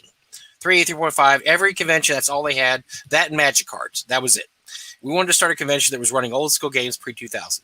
I went and looked. I could find one convention in the United States that was running old school games. That was TotalCon. And they had Frank Mentzer as a special guest, and he was running some first edition games. I could not find, well, obviously Gen Con, bigger conventions that too, but I couldn't find one smaller convention that was running old school games. Ostrich had just been published, I think the year before, 2006, I believe. And there was a lot of people like myself that, you go to the game store, there wasn't any product that for us, there was no product for old school gamers. So we just played old second edition and first edition stuff, and there wasn't anything for us. Nothing was being published for us. And then Ostrich came out, then soon after Swords and Wizardry, and then we had basic fantasy role playing. And then we pretty much had the golden age of OSR, because that's when the Grognardia blog came out. That's when all the great blogs came out by, people who were just starting out. Lamentations of the Flame Princess, this all came about right about then. And it was all great. And it did it all without, TSR had nothing to do with it. TSR was gone, was dead and buried. And this all came out organically from fans who had waited 6 or 7 years, were like, there's nothing here for us here, nothing new there is. Let's create some new material, and I think the OGL can do it. And we owe a debt of thanks to guys like Matt Finch, who sat there and looked at the legal ramifications and was actually talked to by Wizards of the Coast that told him he couldn't do the OGL like that. And he basically told him this. It's in case you don't know it. He said, yes, I can. Yes, we can. Wait, time out. Remember? There was the safe harbor provision in this one, because Stuart Marshall published it in the UK. Right. So that where you could get away with it, yes. That made it a little bit more difficult. So, by the way, Condor, I'm going to assume that you are trolling me and the rest of the audience. Yeah, because this doesn't make any sense. Because unless you've been in a closet for 35 years, that doesn't make any sense. Nothing you said, because TSR was gone for.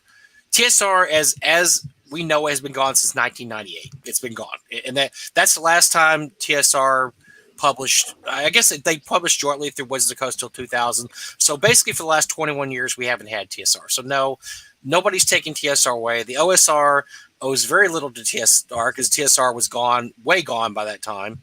And the OSR popped up because of people like Stuart Marshall and Matt Finch and Gonerman and James Ragg and guys like that said, we're going to take a chance and publish using old school systems through the OSR or the OGL, because we think we can.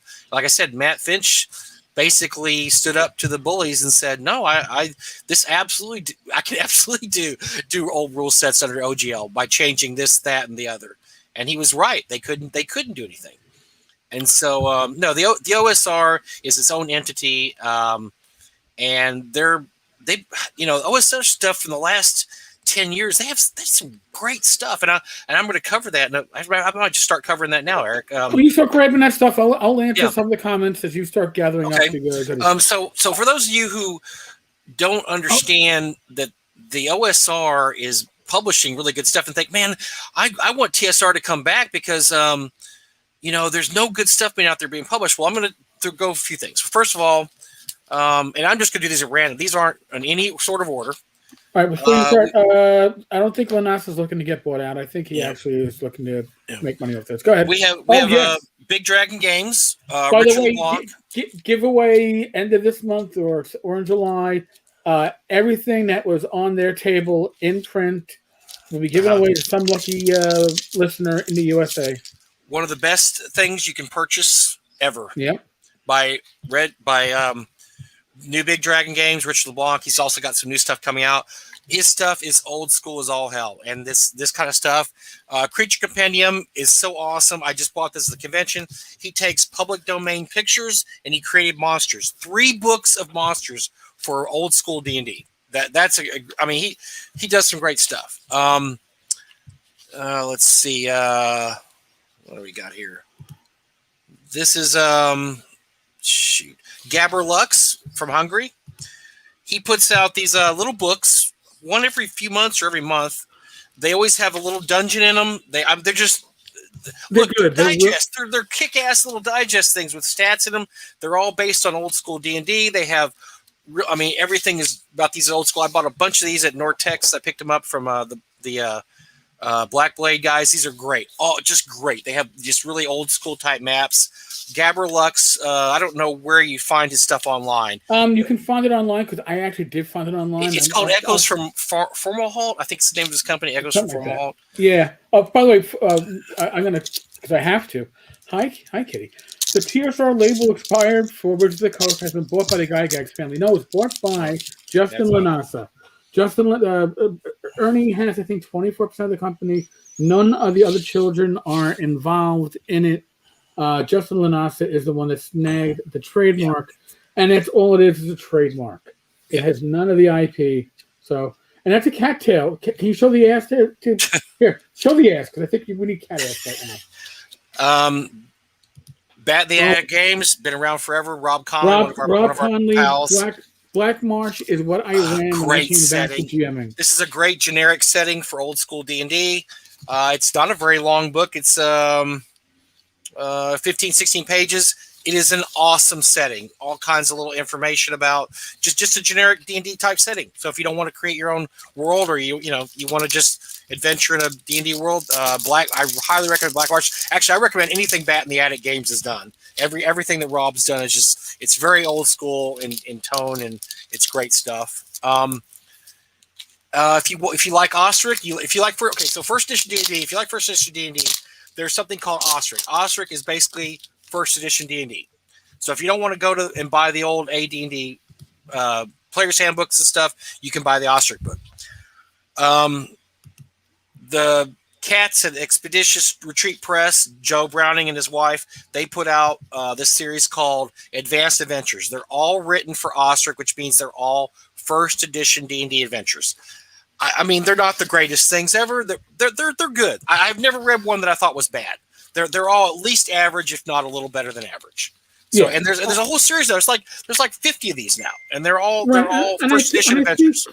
I think the hardcover compilations. I know I got them. Those are good too. The hardcover compilations are great. Another guy that was one of the first guys in on the Revolution, the Ostrich Revolution, was Gonerman, and he created something called Basic Fantasy.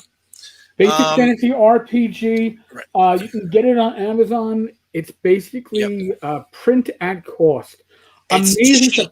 Like $4. This book is like $4. It's a redo or retake of B2, Creep of the Borderlands, except he calls it the Chaotic Caves instead of the Caves of Chaos. And he puts out a lot of stuff like this. It's cheap. It's fun to read. It's easy to play. It's all set for basic D&D. Basic Fantasy is basically basic D&D. There's really very little difference between. My heart beats still at the comment I'm looking at right now. No. I'm not even gonna. This has to be a troll. Come on. Who is this? Guppy? Is this you? Who is this? Guppy, if you came back, who's not on here? It's got to be Zach. Who's yanking our chat? Yeah, Zach. Or Zach or Skeeter. Maybe Skeeter. Oh, Skeeter would love to do this. Yeah. Greg Gillespie, one of my favorites. He writes using Labyrinth Lord rules. Labyrinth Lord is basic D&D. It's a retroclone basic D&D. He has 3 of these giant mega dungeons, Forbidden Caverns of Archaea, Highfell, and Barrow Maze. Just a whole setting, cities, mega dungeons, giant maps. It's great stuff. I mean, his stuff is, each one of these books we've done 16, 17 sessions this one book for the last year and a half. So this is going to last us another year probably. Great stuff. It's all based on basic D&D. Frog God Games. Wait, time out. I love pretty much everything I own from Frog God Games, except for the one that you're showing. Except the Black Monastery. The Black Monastery was good heart. Okay. If you love Teagle Manor, it's basically Teagle Manor, except it was written. It's a game that Bill Webb went through as a kid. He found the guy that wrote it years later. Hold on. They did a remake. I got to do it. John Miller has a request. I'm doing what he requested. Mike, hold up all the wonderful products the new TSR has put out. So there you go, John. They have a system. We have a system called Swords and Wizardry. We just came out with a new box set for Swords and Wizardry. It's based on OD&D. So if you like stuff even before AD&D, there is a system called Swords and Wizardry created by Matt Finch that is based on OD&D. Very simple, easy to use. There's a ton of product written for Swords and Wizardry. So definitely go out of your way to look for that if you have a chance. And this is not, by the way, this list is not comprehensive. I honestly just grabbed these from boxes laying around the warehouse. I mean, I just grabbed an item here or there. Our buddy Tom Wilson owns a company called Thoroughly Games. He writes for what he calls OSR. It's basically basic D&D. And we've actually done 3 adventures, or 2 adventures, Tom and I together, along with Charlie Phipps. One's called Caves of the Unknown. It's a sequel to B2. We've also done one called Dead Men Tell New Tales. It's a sequel to Isle of Dread. If that sounds like something interesting, please let me know, and I can set you up with that. Guppy was not trolling us, by the way. Guppy's still logged in as Guppy. So. But anyways, I just showed you 1, 2, 3, Justin, thank you, Justin. By the way, thank you for joining 5, 6, your 7, 8, 9. Your alt is great. 9 products there, all old school. I'll even throw an extra one just for fun. I haven't read it yet, so I can't. It's Gunderhalfen. It's a mega dungeon. It uses Ostrich, so it's basically first edition D&D.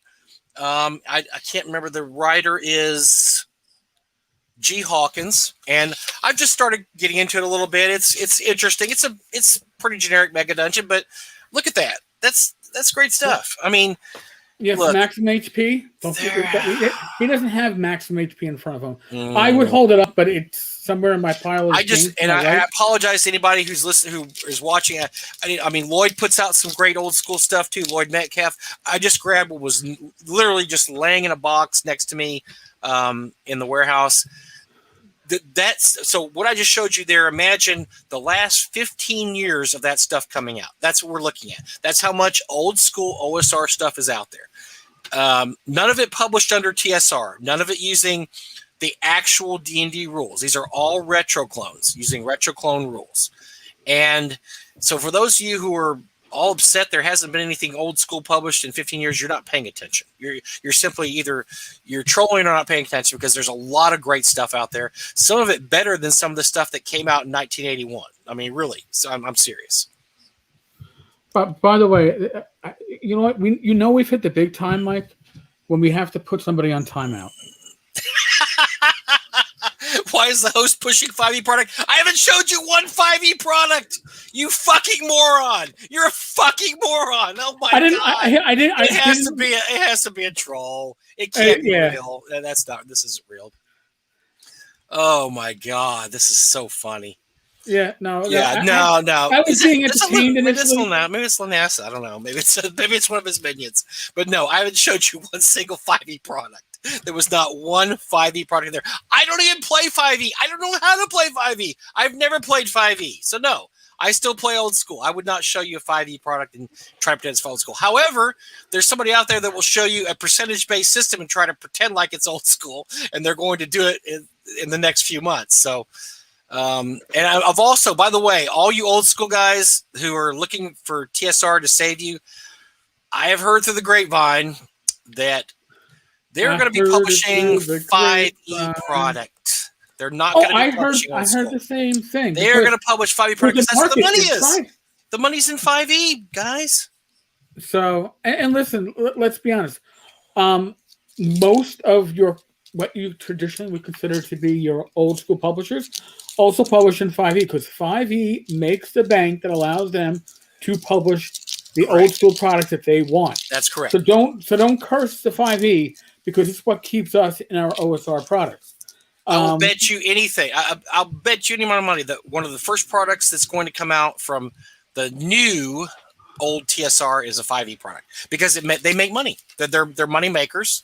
And look, if he wants to make money, he's not going to make money just doing old school.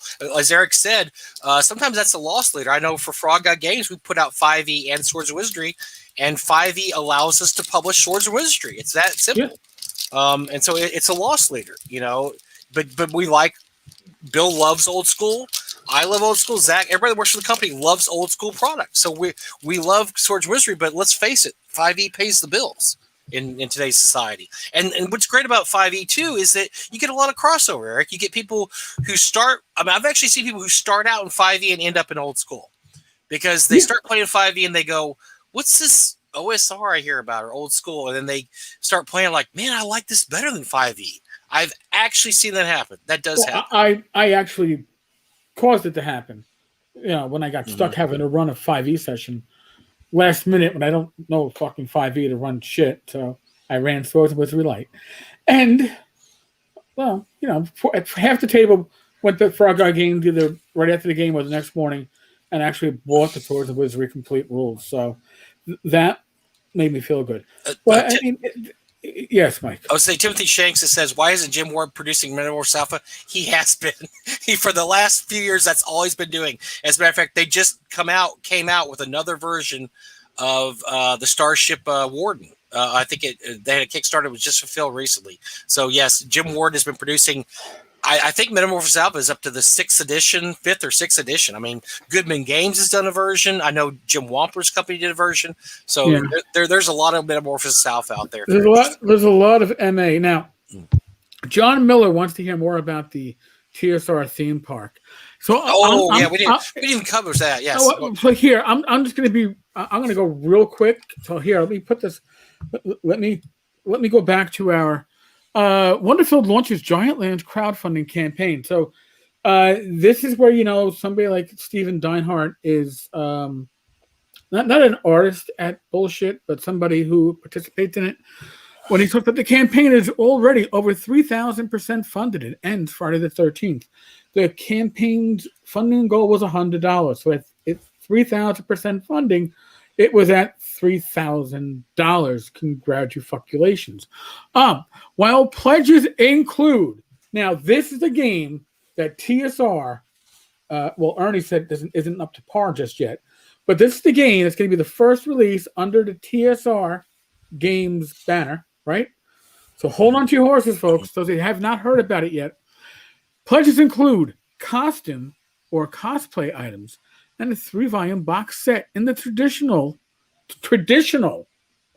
of Gary Sr.'s TSR original Dungeons and Dragons white box set stretch goals. Oh my God, it's all one fucking sentence. Include what Deinhardt calls a living game world featuring costume characters, adventures for players, and AI animatronic characters in a themed setting. Listen, that screams old school. That was all fucking one sentence. Deinhardt, you are German, yes, yeah. That screams old school because we all know that when Gary and Tim used to play, they all wore costumes and used animatronic dinosaurs to act out their stuff, whatever. Yeah. Yeah. If you love old school tabletop TTRPG, or if you've ever wanted to live inside an RPG, you just might like what we have in store, said Deinhardt.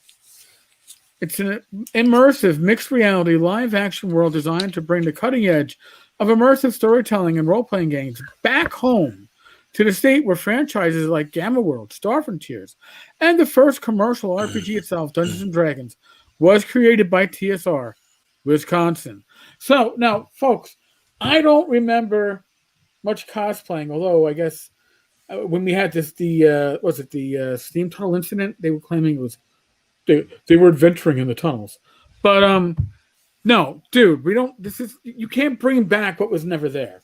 Okay?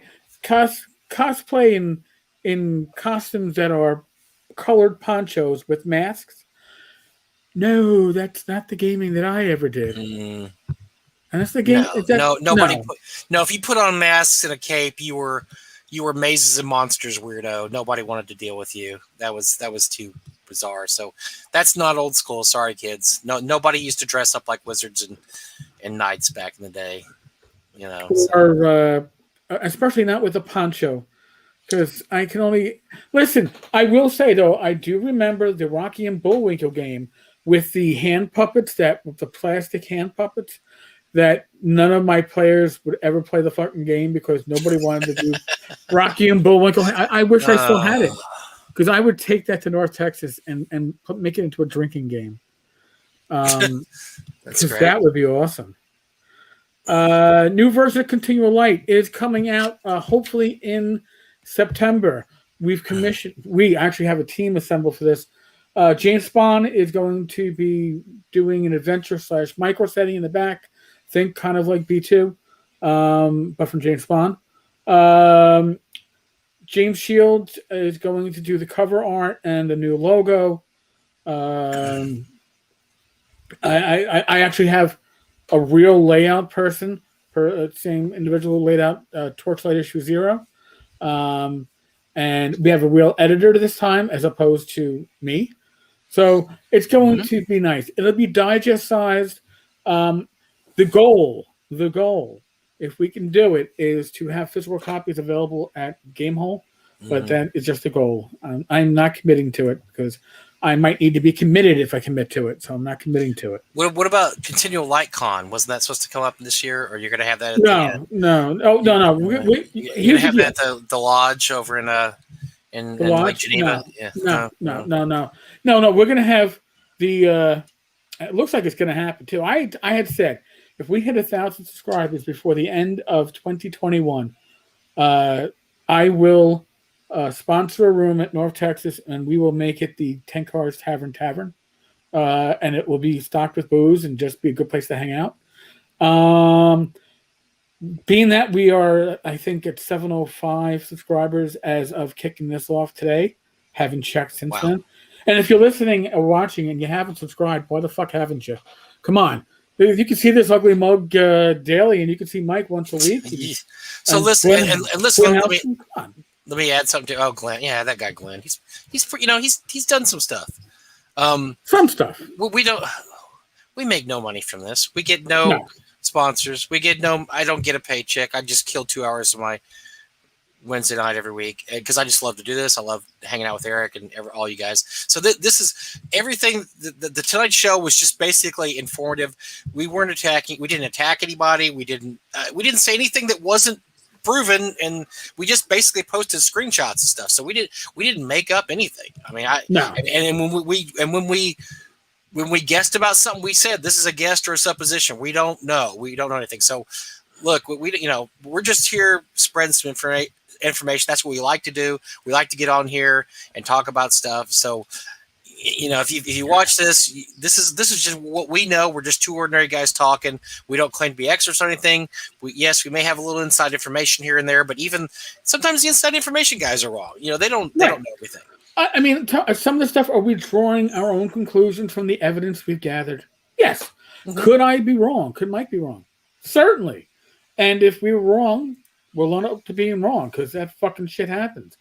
But if I was a betting man, if I brought something up, I would personally be comfortable putting a month of my pension on it. So, but I got some money in the bank to cover in case I lose. So I won't be going hungry in that case either.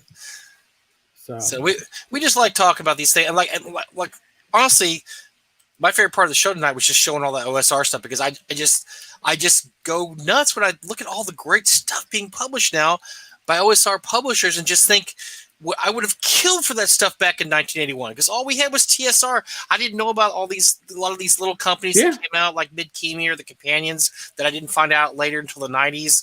I knew a little bit about Judge's Guild, but frankly, most of their stuff wasn't very good. I could even see that as a kid.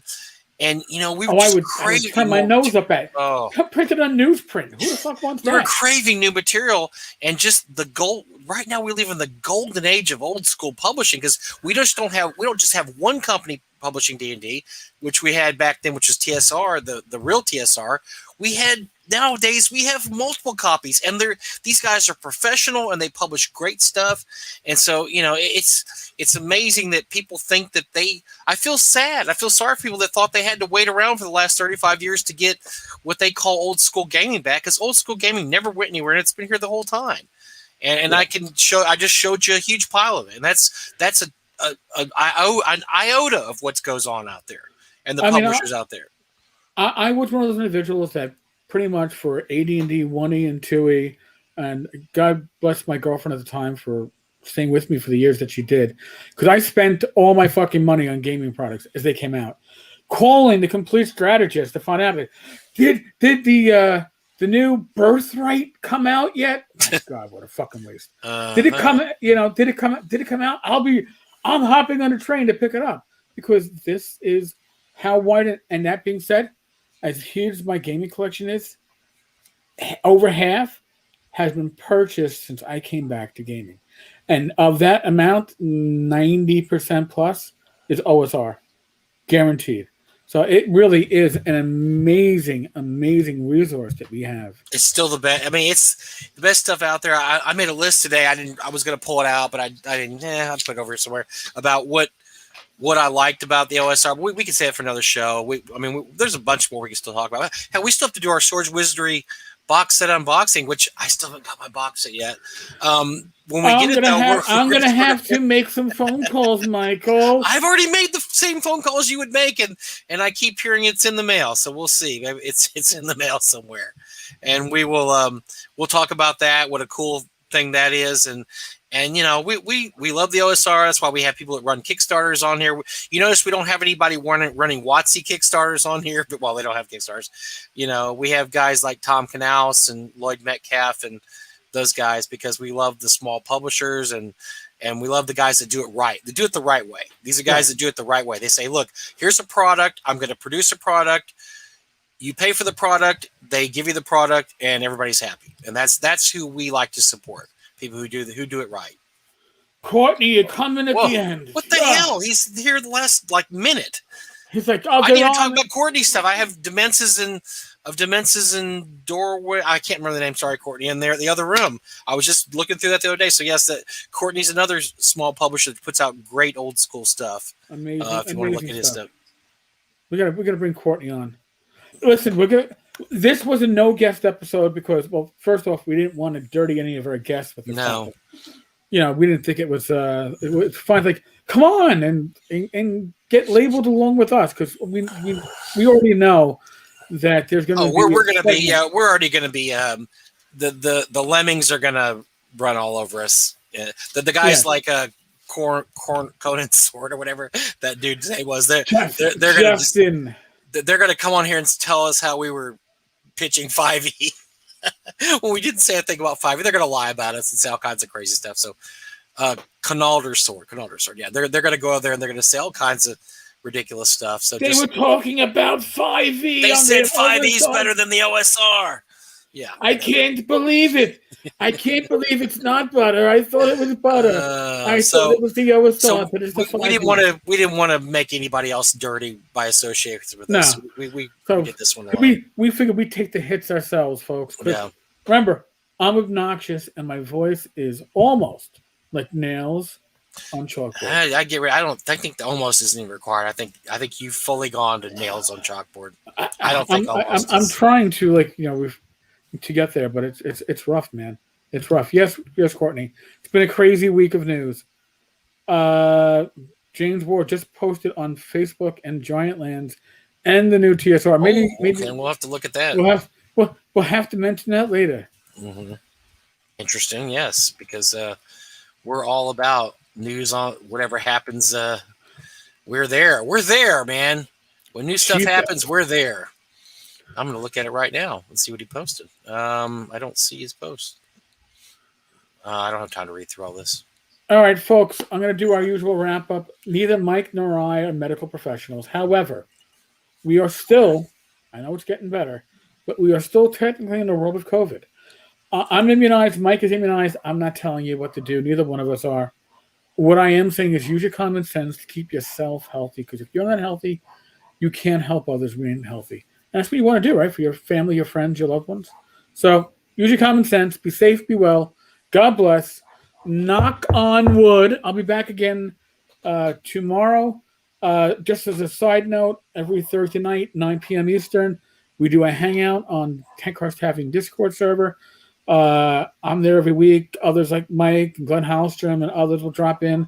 Rob Conley, sometimes Courtney. And we just hang around and talk the shit. So if you think this is fun, you want to participate in something that is off the record, we don't record it. You sometimes find out stuff in the hobby going on that you had no clue.